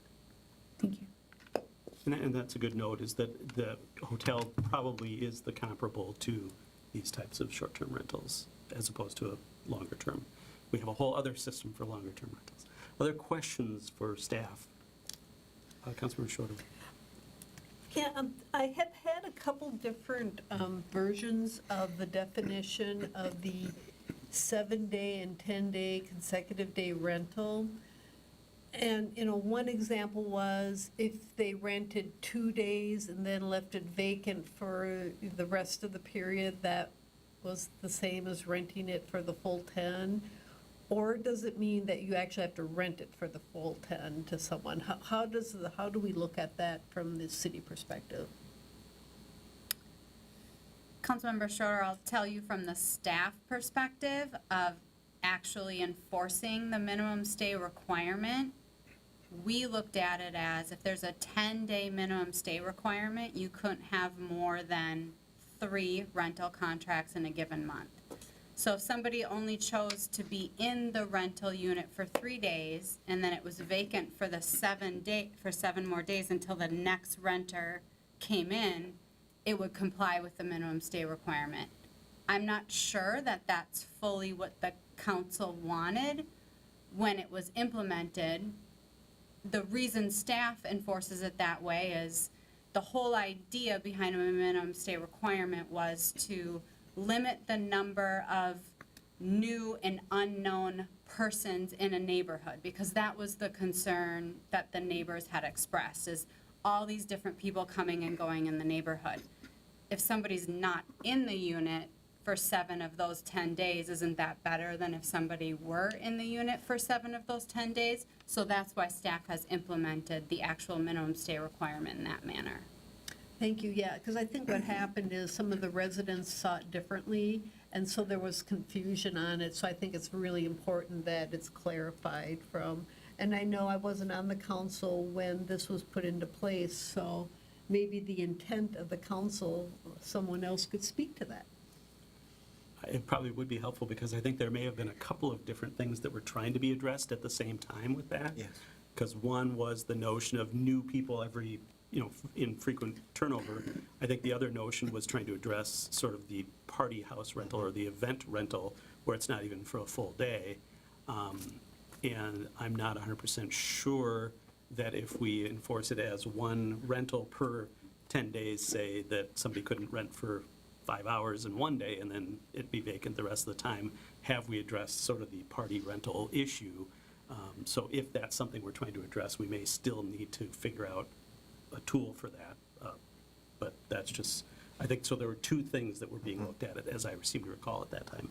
Councilmember Atten. I would agree with that, but I also, now with the knowledge that we have, don't know, but without checking IDs every day for 7 days or 10 days, that how on earth would staff know who was renting it, and were they still in the house 3 days later or something like that? So I think this might be a more practical thing that does address a big concern. And I don't know how we get to, one of the big intents was that if you're renting a place for 5 days, you're unlikely to be throwing a rager and then throwing a Staying there rager 4 more again and then days, throwing a right, rager yeah. again. It's just not how things work. But Saturday night, hey, we got this lake place, and that was one of the concerns brought up by neighbors. I'm not sure how we skin that cat successfully, understanding what we know now. It may be a thing where we can have our code say something to the effect of no more than one rental contract or whatever per that 7 or 10 day period, and the minimum stay, if you will, or the minimum unit of purchase is one night, or one day, or something to that effect, where it's not something where you could just rent it for 3 hours or whatever for an event. And once again, enforcement may be challenging on that, so I love to hear more if there's a different way to address that, but that may be, knowing what we know now, at least moving towards something that may be more helpful there, but I will certainly defer to others if they've got better ideas, for sure. Just kind of throwing it out there. Councilmember Groff. Trying to remember as best I can our conversation from a few years ago. I took that to me, because I think it was the churn that I heard more people concerned about, someone moving in every, day or every 2 days, suddenly we've got a new group coming in. That was the main thing to address. The party houses also were a lot during COVID, and fortunately that's moved on a bit, so we don't have as much of that. At least I have not heard as many people complaining about that as we did during that time. So I would be interested in what you were just mentioning, rephrasing that so it makes it more applicable to what's happening. So A is kind of rephrasing what we've got now to match how we're actually enforcing it. And then B, is there something we need to add or could add that might help with that notion of being an extremely short-term rental, less than 1 day or something like that, and how we might be able to, suss that out. I know at the time, I was toying around with suggesting language, something to the effect of, these rentals cannot be used as event centers or something like that, but I couldn't come up with language, and so it just kind of went away. But anyway. I think also many of these sites don't allow, it's stated right in their policies that parties are not allowed and so on. True. So the owners of those units could lose their ability to advertise on them if they have those and it's reported. So Sure. I think they're being much more careful now than they were 2 or 3 years ago. That is also true, absolutely. And I think that there's no question that at any property in the city of Roseville, if somebody is having a loud disruptive party that is Right. affecting their neighbors, there are enforcement mechanisms already in place to deal with the immediate issue of that. So that maybe that was part of our thinking at the time too, was that might be just how it gets dealt with, is the individual complaints on individual issues. Councilmember Strawn. My recollection was that the 10 days was so that it was just once every 10 days. That was my understanding, at least when that went in. That Do you mean for the full 10 days? Nope. Okay. That they just once every 10 days, there was a new set of people. Yep, okay. So if they stayed for 1 day or 9 days, it, it was a ability to have more control over that. But I do think part of it that we also mentioned was the amount of unrelated people who could be in the, and I think that was what we put in place to try to address the party house kind of situation, where there was, 4 people who are unrelated adults or 1 family kind of thing, so I think that was somewhat of our attempt to address the party house issue, having lived on a street with a party house or 2, kind of trying to figure out how to. Do we have that language in there? I know we've got it in our longer-term rental ordinance. The 4 unrelated adult, that's just in the definition of family and a single family in terms of legal occupancy of a home. That's just in the code in general, whether it's an owner-occupied single-family home, a rental home for long-term or short-term rental. And I would also note that the license requirement that's posted in the unit specifies that, as well as, a lot of times it's not just the number of people that are in the home, it's the actual stuff that comes along with those people that is obnoxious to the neighborhood. So tons of vehicles. So we have requirements in the ordinance that say all the vehicles have to be in the driveway, current license and operable. The noise, the garbage, all of that stuff is stuff we can really easily deal with when there's over occupancy versus just the sheer number of bodies exceeding the unrelated piece, because it goes to the enforcement thing. I don't know how we show up and ask for IDs to confirm whether or not everybody in this home is related or not. So that the enforcement piece is more difficult on that. Yeah, and I was just thinking about that, because even in terms of our 906 code, we have occupancy limits for single-family homes and apartments and everything And all like that that. applies. And of course, that doesn't preclude me from having 14 people over for Thanksgiving on a particular occasion, because that's my choice as to what my house can accommodate. But for these short-term rentals, still that occupancy limit is really, we're talking about the sleeping limits for the space that's there, right? So we've got a number of suggested or proposed ways to do enforcement here. I don't know if we kind of want to go through them and have some council discussion about each one. That might be the best way to do it. And so certainly, of course, the first is limitations on, overall number of rental licenses in the city, or looking at any kind of distance limitations or spacing or specific to on the lake. Thoughts from council on that? Councilmember Schroeder. I do like the idea of distance, and I do know at this point, some of them are closer than what we are saying. And if we did go down that path, could we not say we would, those that are already there, we would leave, but moving forward, this would be what we would enforce? Seems to make sense to me, because we don't want to go back and say, you two are too close, one of you have to leave. We don't want to do that, so. So But- something to the effect of no new licenses within X distance Right. after such and such a date. Right. basically. So I think that might be a way to do it. I get more concerns about people not wanting them than people who want them in the neighborhood. So to me, it sounds like it's a good balance to say we still have them in our city, but we will limit how many. And I also like the idea of, I know I'm jumping ahead, but having people write down, the log who's in and out. And I know we can't go in and verify it, but in my view is if you're saying you need to do this and then submit it, they know we're looking or they think we're looking. So I think it just adds a whole nother, oh, geez, I guess they're paying attention. So, and not that we have to actually go in and verify everything. So anyways. Well, and it's something to look, to go back to if there are questions about issues. And since we've jumped ahead to that, I did have a question as to that, if there isn't, if there aren't ways to attempt to enforce it. I know when I fill out a form at the license center, there's something to the effect that I have to attest that I'm giving true information. I can't remember exactly what the penalty is because I'm never trying not to provide true information, of course. Good to know. So there's that. But so and this may be kind of a question for the attorney, is to what extent does putting a phrase on the form that they have to submit that says, I attest that this information is true and accurate, under penalty of, I don't know what the penalty would be, whether it's we have a city misdemeanor if you don't do it, or if it's just you'll potentially have issues with your renewal of your license, or if you'll have a penalty percentage of your lodging tax on top of it, or something. I don't know. Anyway, I would be curious to understand how we might be able to approach that and what our limitations are in that regard. Mayor, if a person could prove that someone did lie and attest to its truth, whether they attest to the truth or not, actually, in my opinion, providing some form with false information on it would be grounds for some sort of action on the license. Whether that would be a revocation or not would probably depend. But it would be some sort of licensing action, that would be what's within the authorities of the city. Since it's a licensing regulation, that's the tool that you would have. Okay.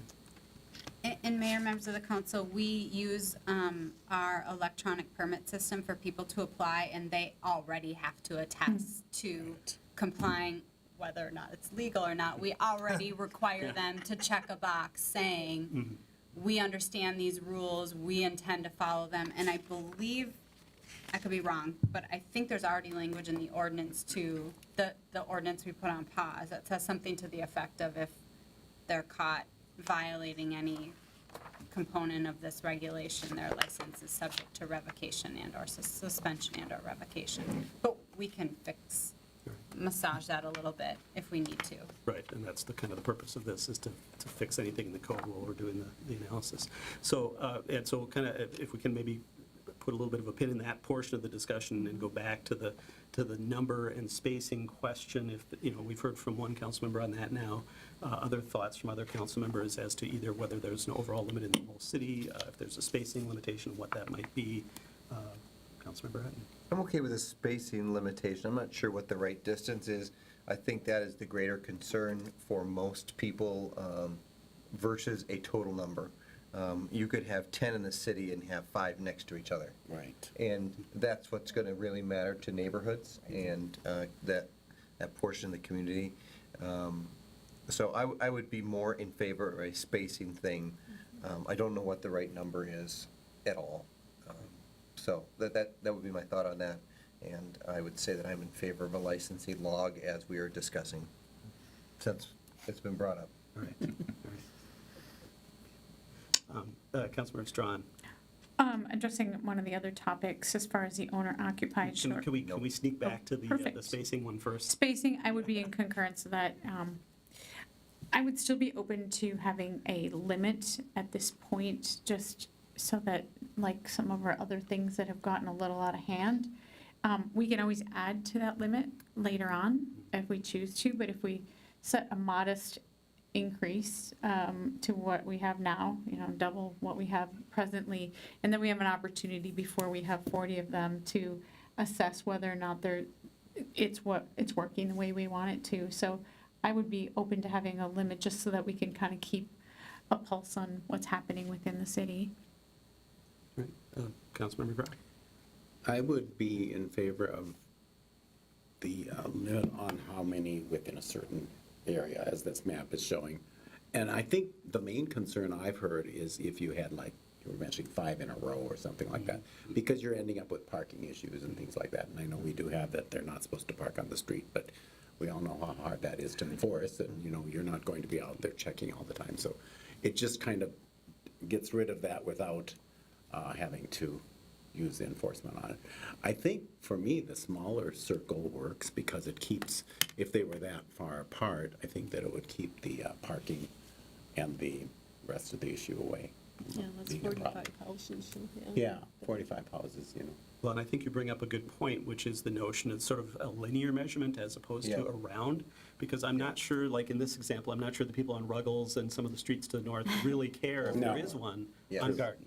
And so Yes. maybe you're talking about a distance on either side of the property, on both sides of the street, Yep. from the property, as opposed to a two-dimensional approach.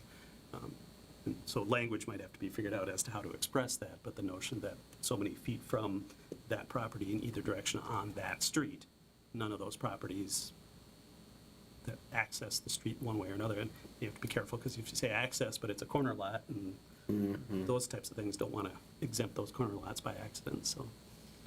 People behind might care too. well, Yeah. yeah. people- So it's something to think about, but I agree that there are some things here where folks, they'd be really hard pressed to be impacted by the concerns we've heard, except for the party house situation, that one Yeah. situation, which I think we have other ways of dealing with, so.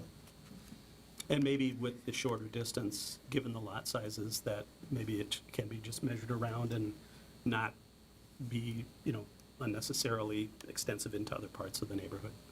Just kind of looking at that example, I guess there aren't too many properties within that 300-foot limit, if that's ultimately the number, that aren't pretty much either on the same street or behind that property.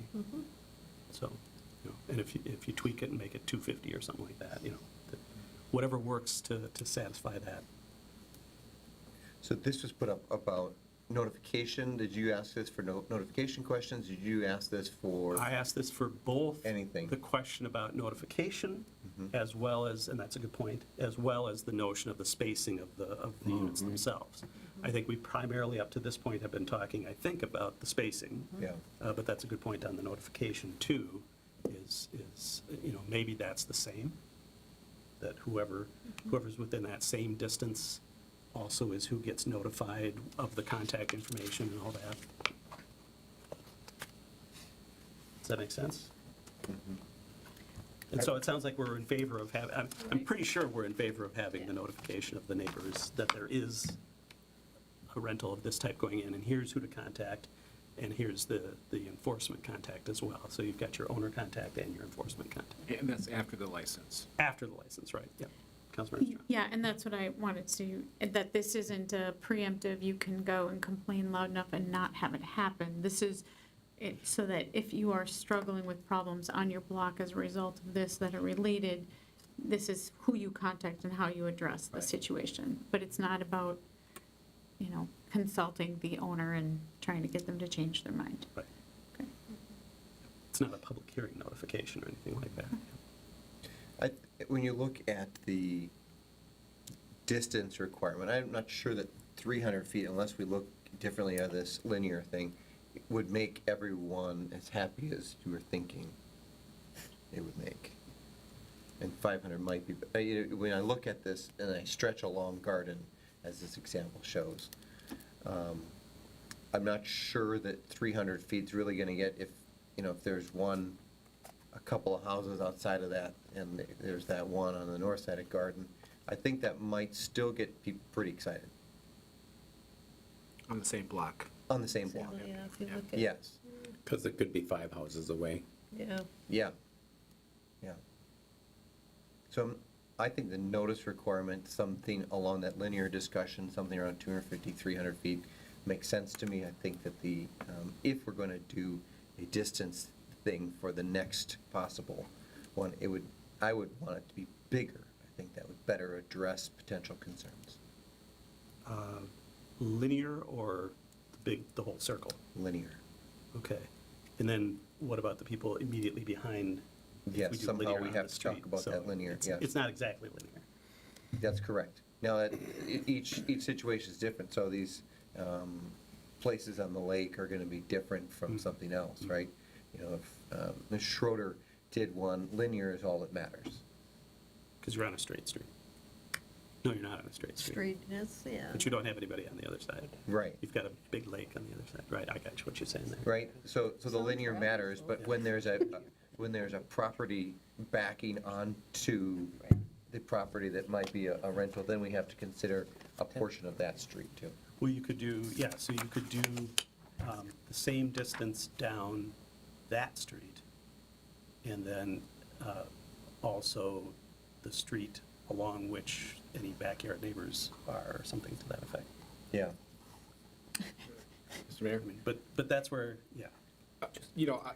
I don't want to say no to the creativity, but at the same time, the circle is very easy to do, and it's very understandable. And if it gets a few more properties that maybe don't care, there's no foul on that. And if we keep that separation distance at 500, it provides some additional spaces.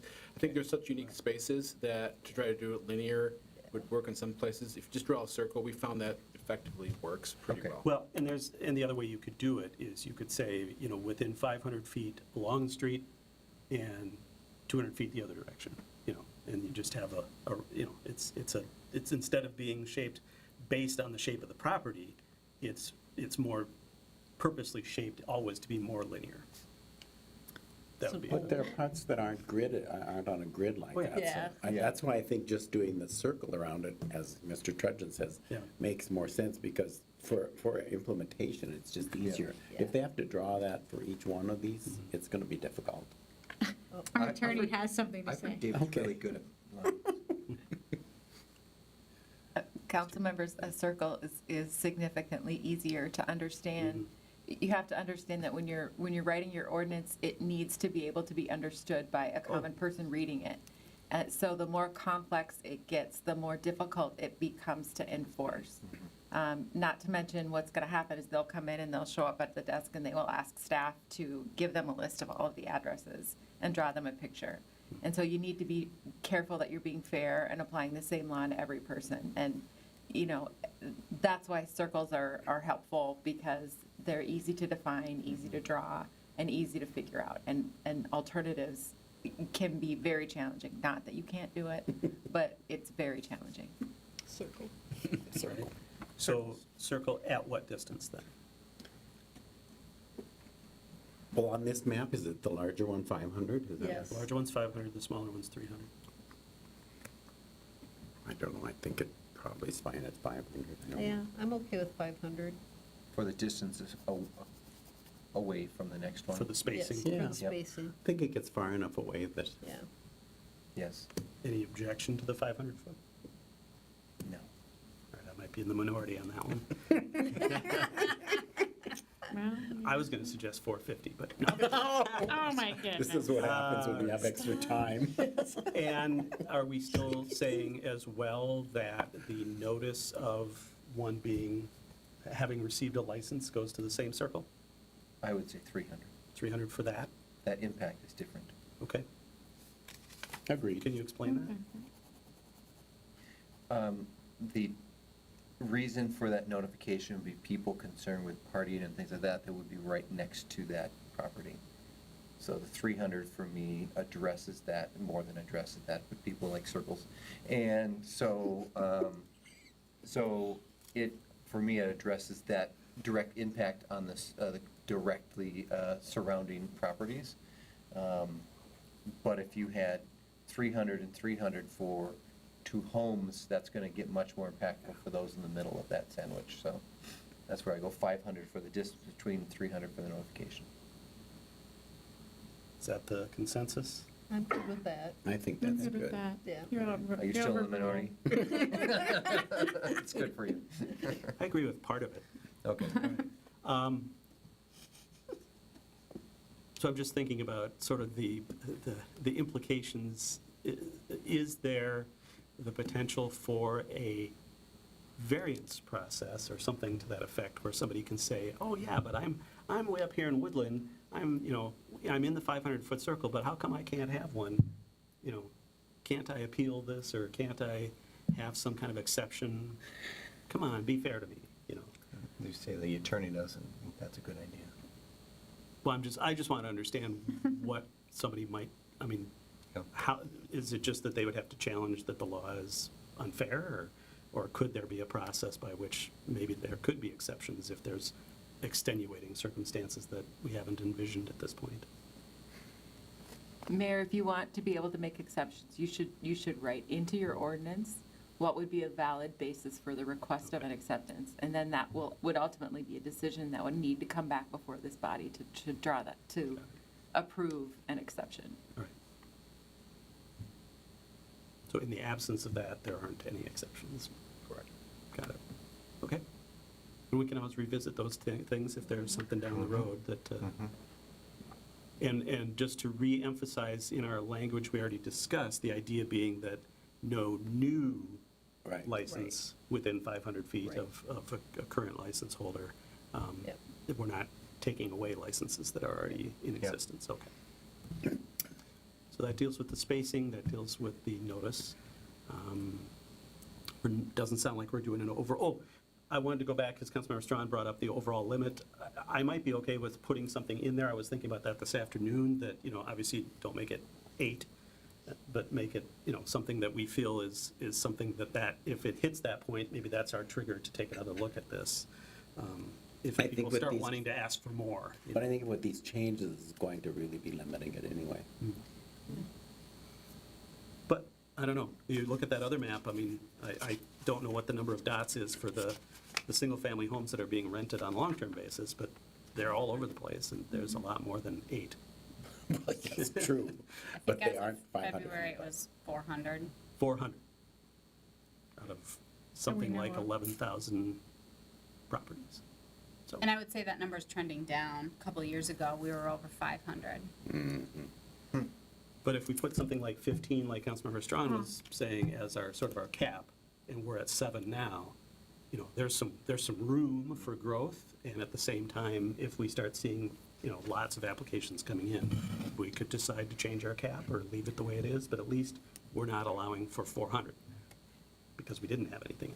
Councilmember Strawn? Yeah, a couple things on that. I don't even know, I think cap is the right word for it at this point, but I think maybe it's a trigger for us to just make sure that, I just think of the massage licenses, that we didn't address it until we had so many, we didn't know what to do with it. So it was more just making sure, obviously every time they are asked for, they are looked at, but I think if we're looking at it holistically at some point, and it could be 15 or 20. I don't think there's no magic number, but it's just a matter of before it's 80, we have something in place, because it might not happen for a while and then all of a sudden just take off. Who knows what that impetus would be.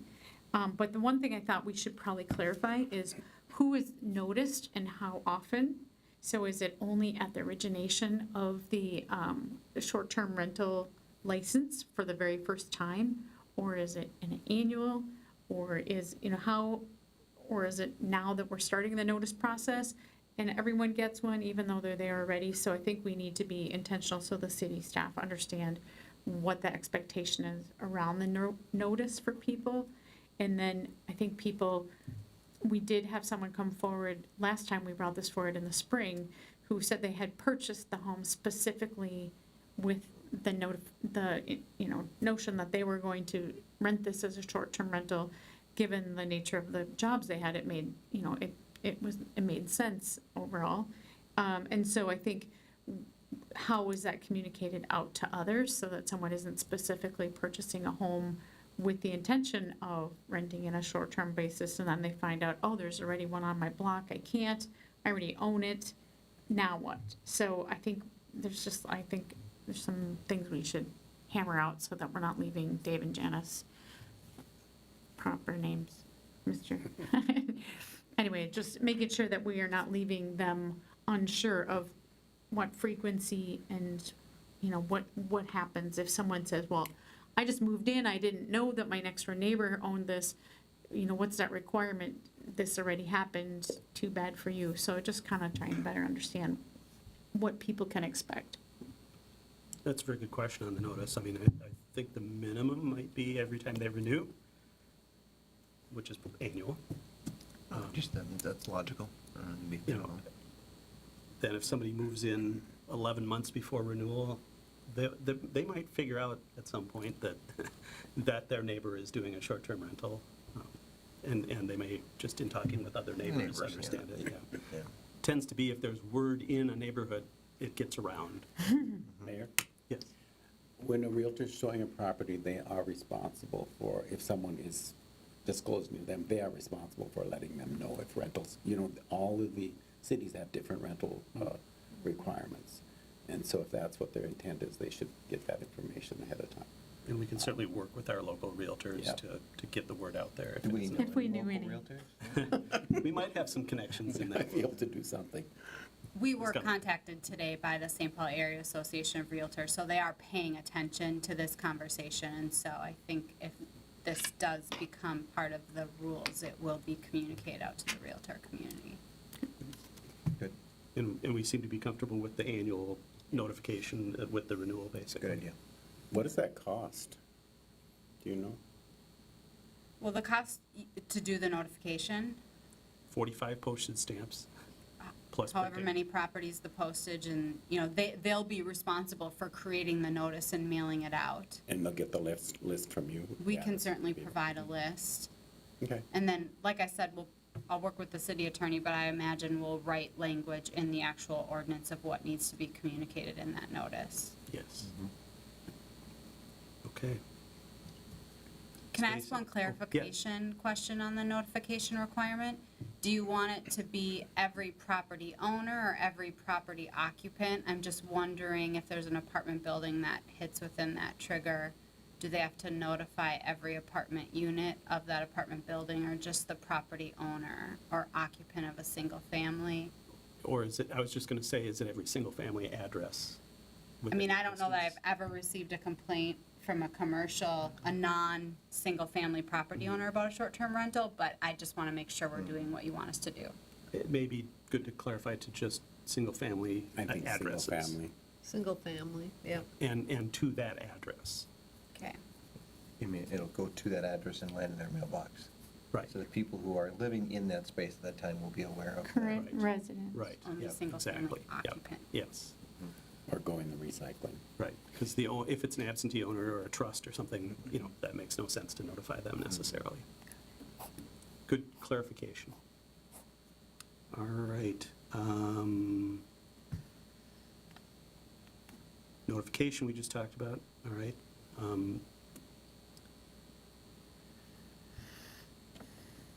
just, Going back to the cap, yeah, was there an overall cap in the city? I don't know. if we were I- kind of working theoretically maybe towards that. I don't know, did we have support for that beyond the two that had I'm talked not about really it? in favor of a cap. All right. I'm ambivalent. I can see the positives. All right. That 15 number was something that I would be okay with. And again, it would kind of trigger along a different conversation down the road. All right, swing vote. Well, actually, I think the circles would take care of it. That's what my thought was. And you're not concerned about suddenly having a large number come in through a change in the economic environment or something like that we suddenly can't control.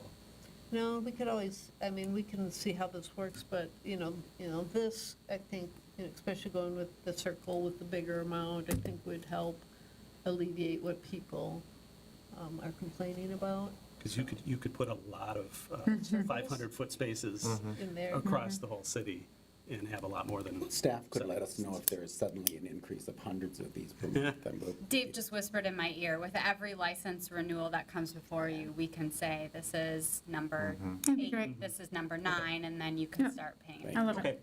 Yep. Got that? that sounds good. So then, and that's what we do with some of our other already limited number of licenses. Let's see, so the background check question. Did we learn anything about the Kerry Koskinen? It's not very well documented. We've been asking a lot of questions, so you may not have time. I had time to look at it, and I guess what I can tell you is that it's not very clear. It does apply to single-family homes, which I did not realize. And it relies on the definitions in the state's landlord-tenant law, which makes me think that it's going to follow that definition of a rental property, which I believe is 30 days or more. But honestly, I can't be sure. So I'll do some homework on it and give you an official answer, but I don't think it would apply to short-term rentals. If it did, I can't believe I haven't heard that. Almost every city has some sort of license, and many aren't requiring background checks. So based on that evidence, I'm going to say no, but I will verify that for sure. Well, we can certainly have a conversation as to whether we feel that we need to have that as one of our requirements, too. I just would note that when I worked in supportive housing and we had a churn of people, everyone did have to have the Kerry Koskinen background check. So just, there was precedent in my experience for that, so. And once again, I think if it's lodging and not housing, that may be sort of the point where it doesn't apply. But that's why we have our attorney doing the research for us on that. I'm not sure that I would require a background check otherwise for these, especially because it's lodging. And these are, after all, people that are not on site. These are not owner occupied. Right. So there isn't necessarily intimate contact. I think it depends on who has access to get into the place while you're there. And then I know that one place we've stayed in the past, I have places where there weren't locking doors between units. And the people, had access to come in and go. So I think it would defer to whatever the attorney says. I was gonna say that, just add what I had gone back to before was that, I didn't think there was a need to regulate the owner-occupied residences unless it fell under something like the background check. But generally we don't need to create a problem that's not been a problem, so. Right. Tend to agree not extend the licensing to owner occupied at this point. I agree. I agree. Right? Easy answer on that one. The rental log, I think there's some sense of doing that. I'm concurrent with that, and I think it makes sense to have them submit it with the lodging tax submittal. And I was going to ask on the lodging tax, is that something that is remitted to the city, or is that something that they do through the state's tax collection system, or how does that work? And of course, probably our finance director would be the best to answer that, but. It's a form that they submit directly to our finance department. There is a way where they can pay the lodging tax online, because we discovered somebody paid St. Paul for a lodging tax they should have paid Roseville for. Oh. And it was because they did it online, but how it works in Roseville is you fill out an actual paper form and you submit it to our finance Okay. department. So we can control what's on the form and what they have to submit. Good, okay. And it's too bad for that owner, because actually St. Paul's lodging tax is quite a bit higher than Roseville's. And they won't get it back. Right. Yes. All right, so that is that. Purchase the software. No. Doesn't sound like it's really needed at this point, I agree. Have we covered all of I want to make sure we were jumping around a little bit. Have we covered everything from staff's perspective? Have we got good guidance to work on updating the ordinance? So in think we're addition to good. these items, we also talked about clarifying the definition of how we're enforcing the 10-day period, and if there is something that we want to add to address the extremely short-term party rental or whatever, I don't know, but if it comes back without something, that'll tell us that probably there was no language that could be worked out. So, Yeah, we'll work on that, and one thing I do want to work with the city attorney on is beefing up the lodging tax language to basically say if you're caught not paying it, that is a reason that we can suspend or revoke it. I think maybe loosely interpreted, we could do that, but I want to be more specific on that since we're going to be tinkering with a bunch of other stuff too. and it's worth referring to our lodging tax ordinance as to what we have already in our code about that too, so that we're consistent. All right. Very good. Good discussion. Hopefully this addresses what the concerns were of residents. I can just say from some of the folks we were hearing from at the time earlier this year and at the time of the original adoption, I believe that we're on the right track with what we're talking about. And they were all for making sure we do collect the lodging tax. This individual was. So, very good. Well, thanks again. So is Visit Roseville. Yes, of course. Of course. Appreciate all the work on this by staff, and I think we've got something we can bring back and for consideration probably in the first part of next year before it starts to get into the heavy rental season. And I'm sure our folks that are currently renewing with, and folks that might be interested in the future would like to know where we're at, so. Yeah. Yeah, in terms of bringing it back, is there any public notifications you want us to do to existing license holders in terms of engagement on changing the rules? Well, and then you get to the question of the people that live around the existing holders who had brought some questions and complaints to us too. Do they need to be notified as well? Council thoughts on that? I mean, we could notify within 500 feet of each one. We've got circles now that we know what that is.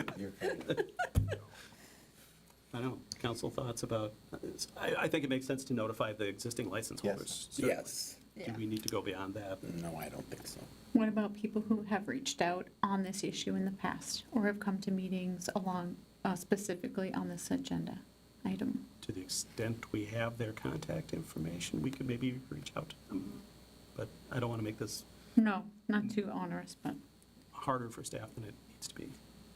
It'll be published though when we do our packet, so they'll know it that way. Well, and we could, Yeah. everybody reads that. we could release it in a press release to the media and get all that attention that we'll get. I mean, we have a handful of people who might call occasionally who want to know what's going on. But I don't know that we have like an active running list. We could go back in the minutes from the council meetings from 2 years ago, 3 years ago, and notify those Can of addresses, but Or it could be if we happen to receive emails from people. Sure. Emails are easy to kind of track and reply to, so. okay, we'll for sure notify the existing Yes. license holders. Yep. Because we've got a few renewals that are coming up in January too, Right. so. Good. Good. And then, of course, the other piece of this is removing the language, putting a hold on our licenses, on Oh, new yes, licenses. exactly. So, yeah, that'll be an important part of it as well. It probably went without saying, but I said it anyway. All right, thanks again. Thank you.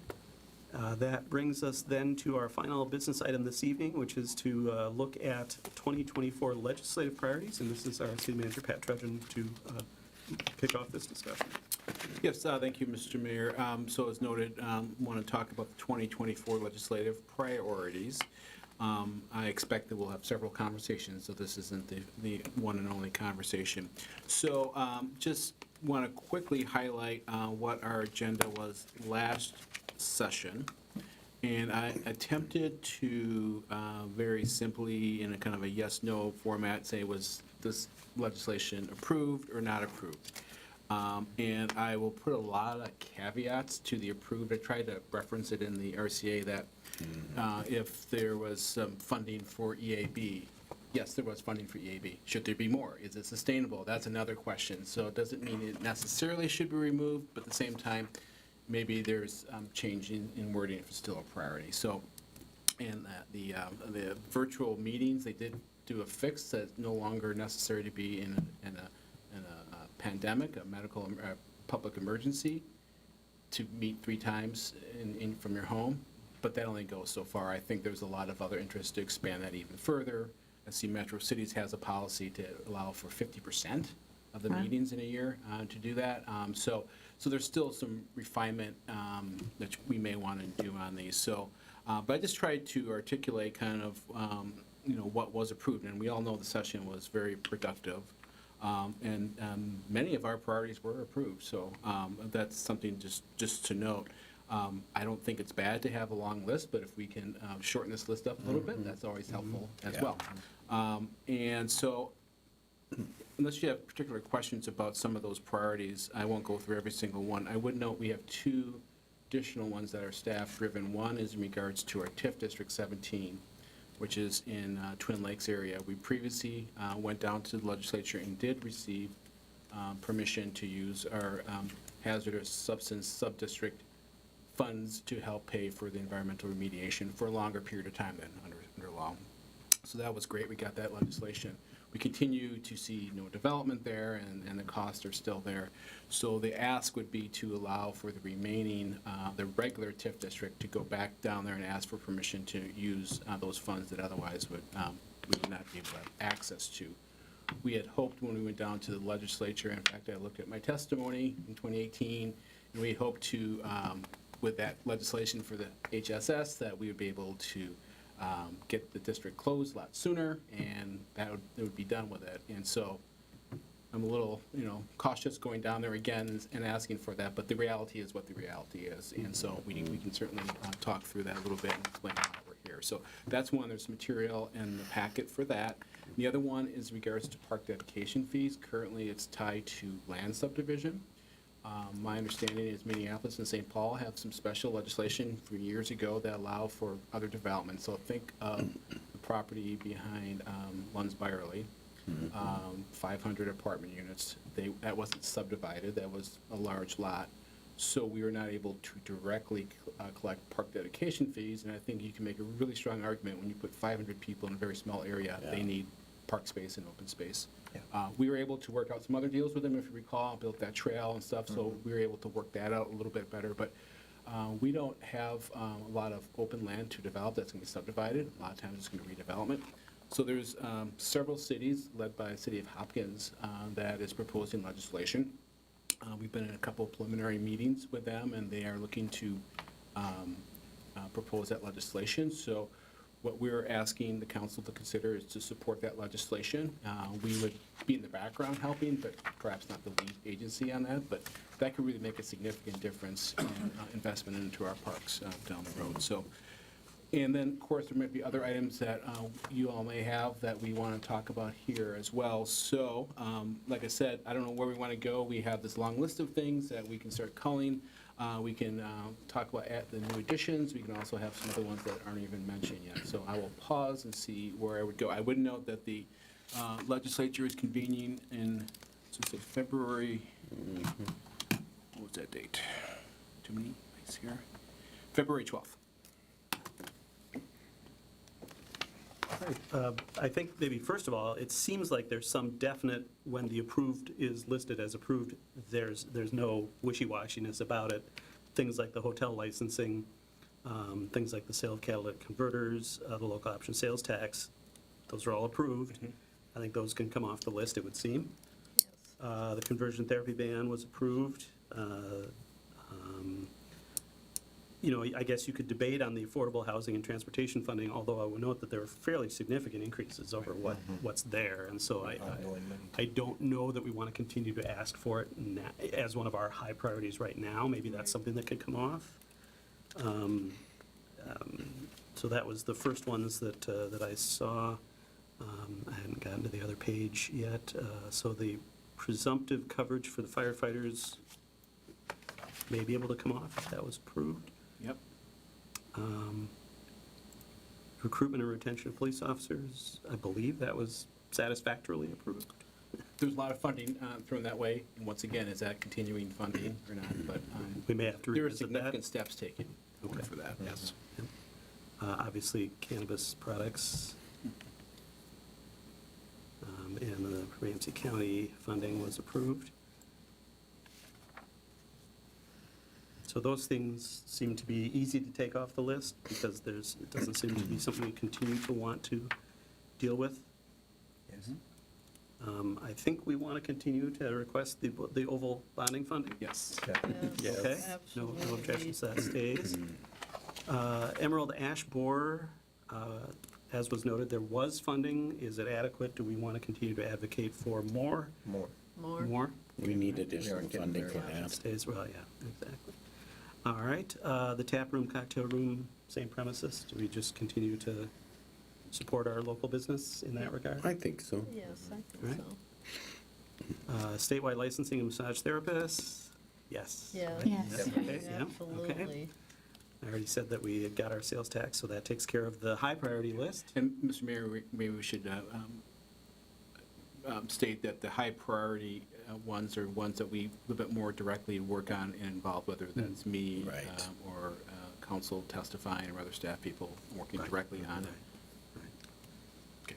All right, on the next tier, so as was noted, on the open meeting, I think there's still ways to go on that, so maybe we refine the language to, either we could just say, we support the position of Metro, was it Metro Cities or League of Minnesota Cities or Well, both? both have them. Okay. The League of Minnesota Cities, I was just going to pull it up here, was very much more general. Give me a second I here. would worry about it 50%, and that really changed the dynamic if one person's online half the time. Mhm. But on the other hand, sometimes people have long-term, issues or illnesses or that sort of thing. Yeah. I don't know, once again, maybe we, Pat, if you want to look more at that and bring something back Sure, for our yeah, consideration. yeah. Unless we just want to pull it off, if we're happy or happy enough that we don't want it to continue to be our priority. I'm not personally, but I'm only one of Let's see five. some language. Okay. Okay. That sounds like a plan for that one. All right, we already talked about conversion ban was accomplished. The deputy registrars arguably could be potentially more, but I don't know, do we feel that we need to keep that on there? Yeah, this is something we've been asking for many, many years, and the association has, so they did receive a boost in financing. So sure, more money is always good, but I think the mission was accomplished. Okay, so we can pull that Take off. Okay. Mental health for voluntary engagement, I think that's something that's still important. I think we should continue. Any objection? All right. And once again, so they did approve resources for mental health services for public safety. Do we feel comfortable that that's? Well, for crisis intervention teams, Yeah. yep, that's funding, Mhm. and that is just in the short period here. So I think, So we may have to come back to it again? yeah, I think that's something maybe we can reword that a little bit. Okay. Maybe continue funding would be the way to say it. Okay? Or Continue. continue development. I just think, even that with the police training, like, they could always go into like a dual pipeline grant kind of program where they're providing actual training on people to help get them into the field. So, that's where they've been at with healthcare and such. If they were mental health, we need so many more people who are willing to do that work, and police officers. Sure, and certainly. Public safety in general. The arbitration reform, do we want to keep, I think we want to keep that on there. I think that's still an appropriate priority. Yeah, that's making sure that from the city's perspective, we can have the ability to discipline officers in situations It's where. essentially that discipline sticks when Right. we feel that we do not Right. feel it's appropriate for an officer to continue serving the community in Roseville, that is able to be an actual outcome. Okay.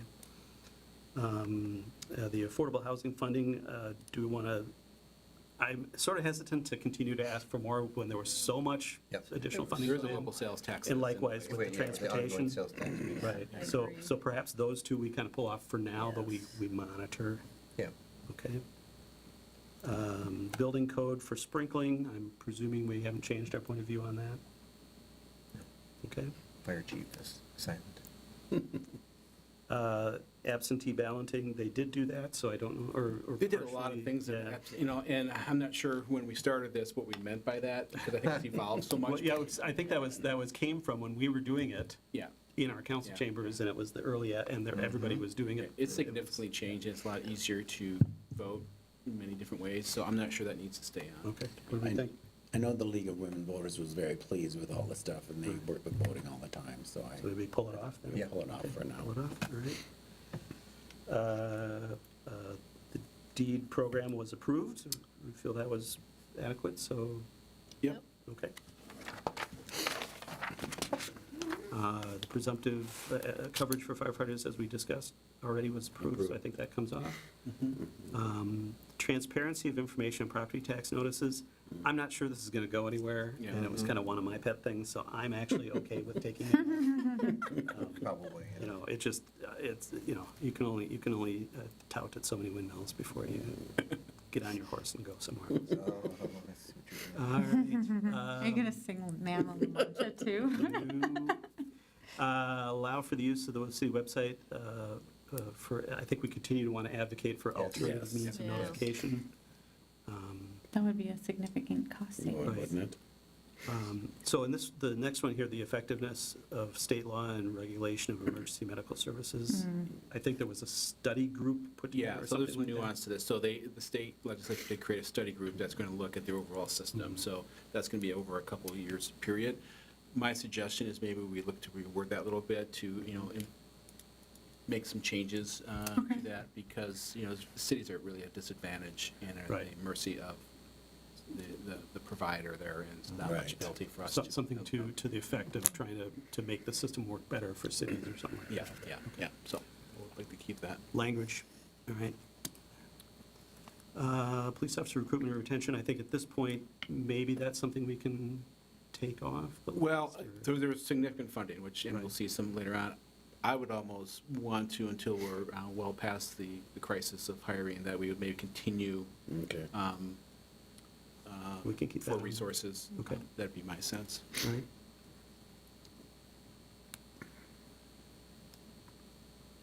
They did not approve the request we had related to racial equity data, and I think that's something we're still looking. Yeah, really kind of have a better data source that we can really drill down to the local level. All right. We already talked about the cannabis, So the question on that is, yes, they did a lot of stuff on that. Is there any things we want specifically with the law to be looked at? And we could spend a whole meeting probably talking about that, and I don't know. I think we don't even know where we're at yet. Yeah, So right. at this point, I'm not sure we know what we might want to ask for next time. Yeah.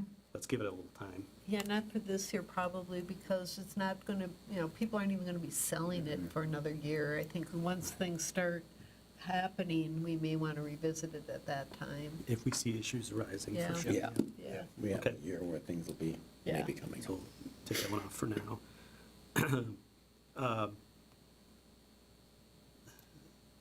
This was for the Building codes. building code related to greenhouse gas emissions. I don't think much was done in that regard. I think that's probably something we want to keep on there. And then obviously Ramsey County got their funding, so that can come off. Then the two new items, what is the council thought on the TIF district extending the ability to use the funds for the whole district, not just the hazardous portion? Yes. I Yes, think it's a good agree. idea. And I Yep. think that's something that we will have to put in our high list, because Yeah. no other cities are going to push for Right. that for us. Special Right, legislation. yep, Right. so that's a high. All right, and then the park dedication, thoughts on, do we want to go for that? Definitely. Yep. Yes, I agree on that one. And Continue to be also on our high, list. also high, High. something we'll be, if Yeah. not the lead on, certainly willing to We'll be testify and able We to should, participate. yeah, we should be in that game. We've been talking about this for over a decade in this city. Mm-hmm. Yeah. Yeah. And it's really limiting for fully developed cities especially, or almost fully developed cities. That Absolutely. the next level of thing is that infill that's going to have even bigger impacts. Right. Because there's nowhere else to squeeze. Sure. Right. Yeah. Yep. All right. So we didn't get very many off the high list with the addition Well, of the there two. was, it's a shorter list too. But we got one off. But, Spruce did. Other topics, and I saw Councilor Strawn. Yeah, I know that a couple of years ago, we had passing the women equality on there, and we had such a long list last year. It didn't make it into a high or medium or low priority. That But at was one point, Essentially the equal rights amendment. the equal rights moment. We did pass a resolution. We did, yes. Yeah, that's a Oh, it may not have actually been on our list. It was though, never, I don't think it's ever No. made it to the Okay. list. but We Okay. did pass a separate resolution. Which is still, I think we still put it in our packet to the legislators. I feel like we did the I first. send- I sent them all at the time, the Okay. legislature at the time, when we did that. It was 3 years ago now. Yeah, it was right away when I started. Do you want to do anything more as far as adding it to our list, or just keep it as is, as far as the resolution. Well, I don't think it would hurt to add it to the legislative packet. I Sort of don't the- know Yep. if we need to pass. We have a few new Okay. folks Yeah, representing our So area. just maybe keep that resolution in. as one of the things we put in our packet to the Mhm. legislators, okay? Councilmembers, Etten? Is there any work around clarity on the school resource officer law? There were That's good. promises, but my question is whether that should be something. That's a really good point. I think it perhaps should be. Yeah. As you know, we are in the middle of trying to sort that out. There's been promises, there's been semi-agreements that they'll be working on it, but Mhm. we'll have to see. I think it's important that they hear from the cities themselves. Yeah. So, Absolutely. There's enough lack of clarity there, there are enough questions, and I don't think that laws like that should depend on the opinion of the Attorney General No. as something that's a long-term solution. That is a short-term solution. Right. okay, yep, I'll work on some I'm glad you language. brought that up. I thought of it and then disappeared out of the mind. All right, other thoughts? The only other thing I'll mention, and I'm sorry I don't have more information on it tonight, I mentioned it to Pat earlier today, we have, through the North Suburban Access Corporation and the Cable Commission, we're aware of attempts at the legislature to try to fund those types of local media efforts through alternative funding as opposed to cable franchise fees, because of course cable subscribership continues to sort of dwindle. Yeah. And so I think they were tying it to a tax on broadband services, as they were defining that.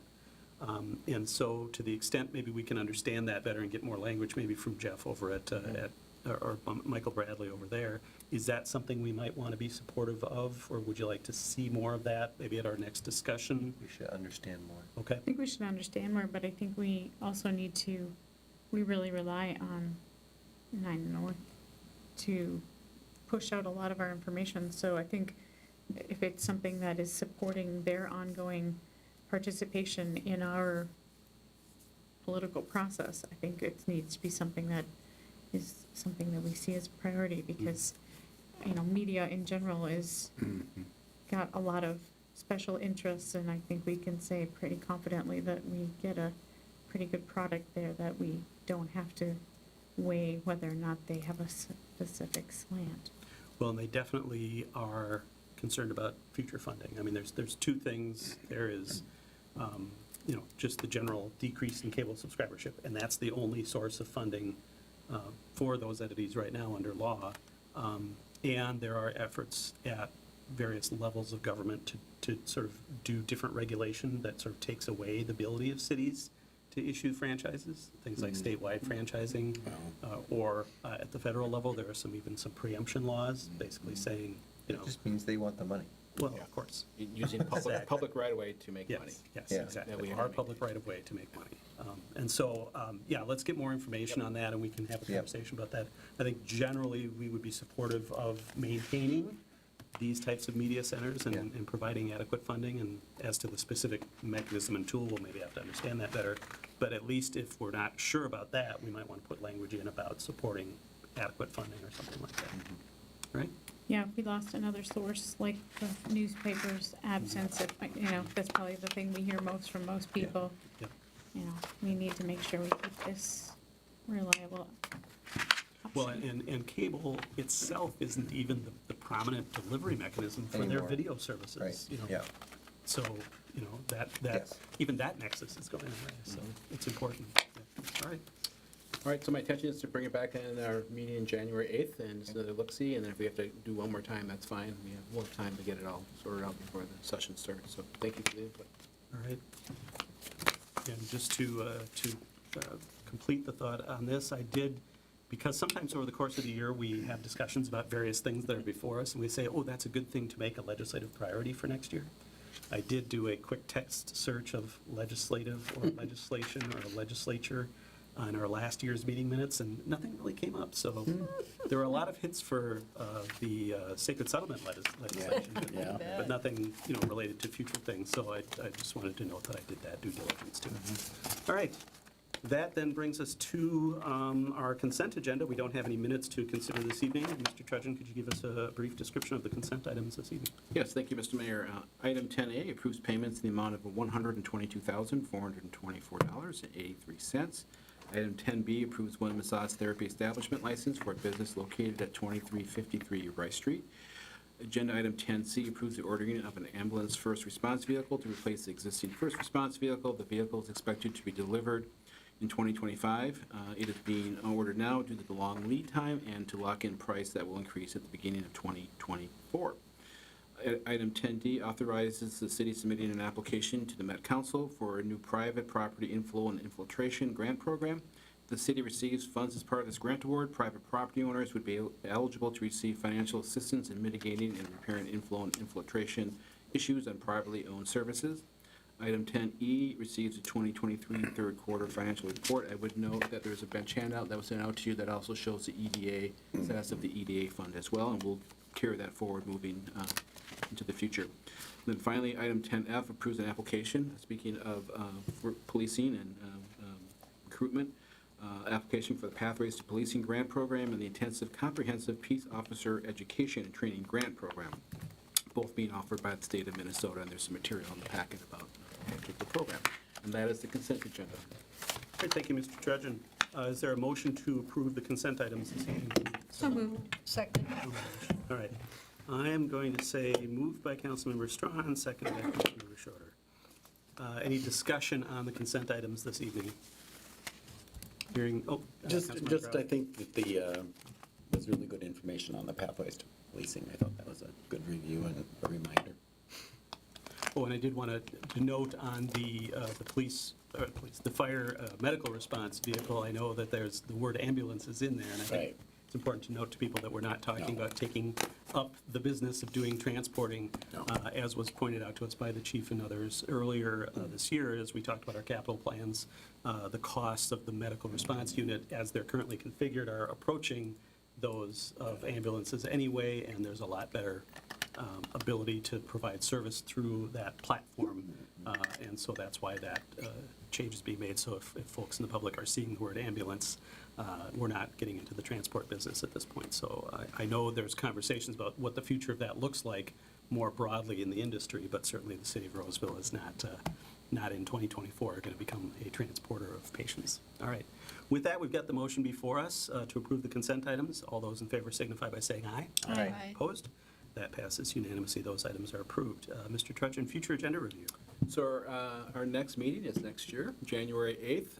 We'll have our normal business meeting at the start of the year, acting mayor, council liaisons, council and commission rules of procedure.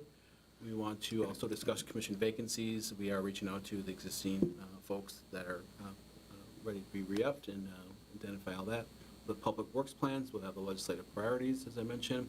We'll also bring back consideration of, I think, partially a very simple change in the ordinance, changing from 3 to 4, and maybe some additional discussions on how to consider that. But that ordinance itself is pretty straightforward. Then also looking to approve the contract with a public affairs firm to help us with the local sales tax referendum. Me, along with some other staff members, have interviewed a couple firms, and we'll be bringing forward a recommendation to help message that process. Then after that, we do have a little bit more of a break until January 22nd. We have an EDA meeting scheduled. All we have right now is the election of officers, so it may just be a quick meeting. For the 22nd, council, trying to keep it as a work session, so HRIC joint meeting. We want to discuss the community survey that we have budgeted for. We want to get going here again in 24.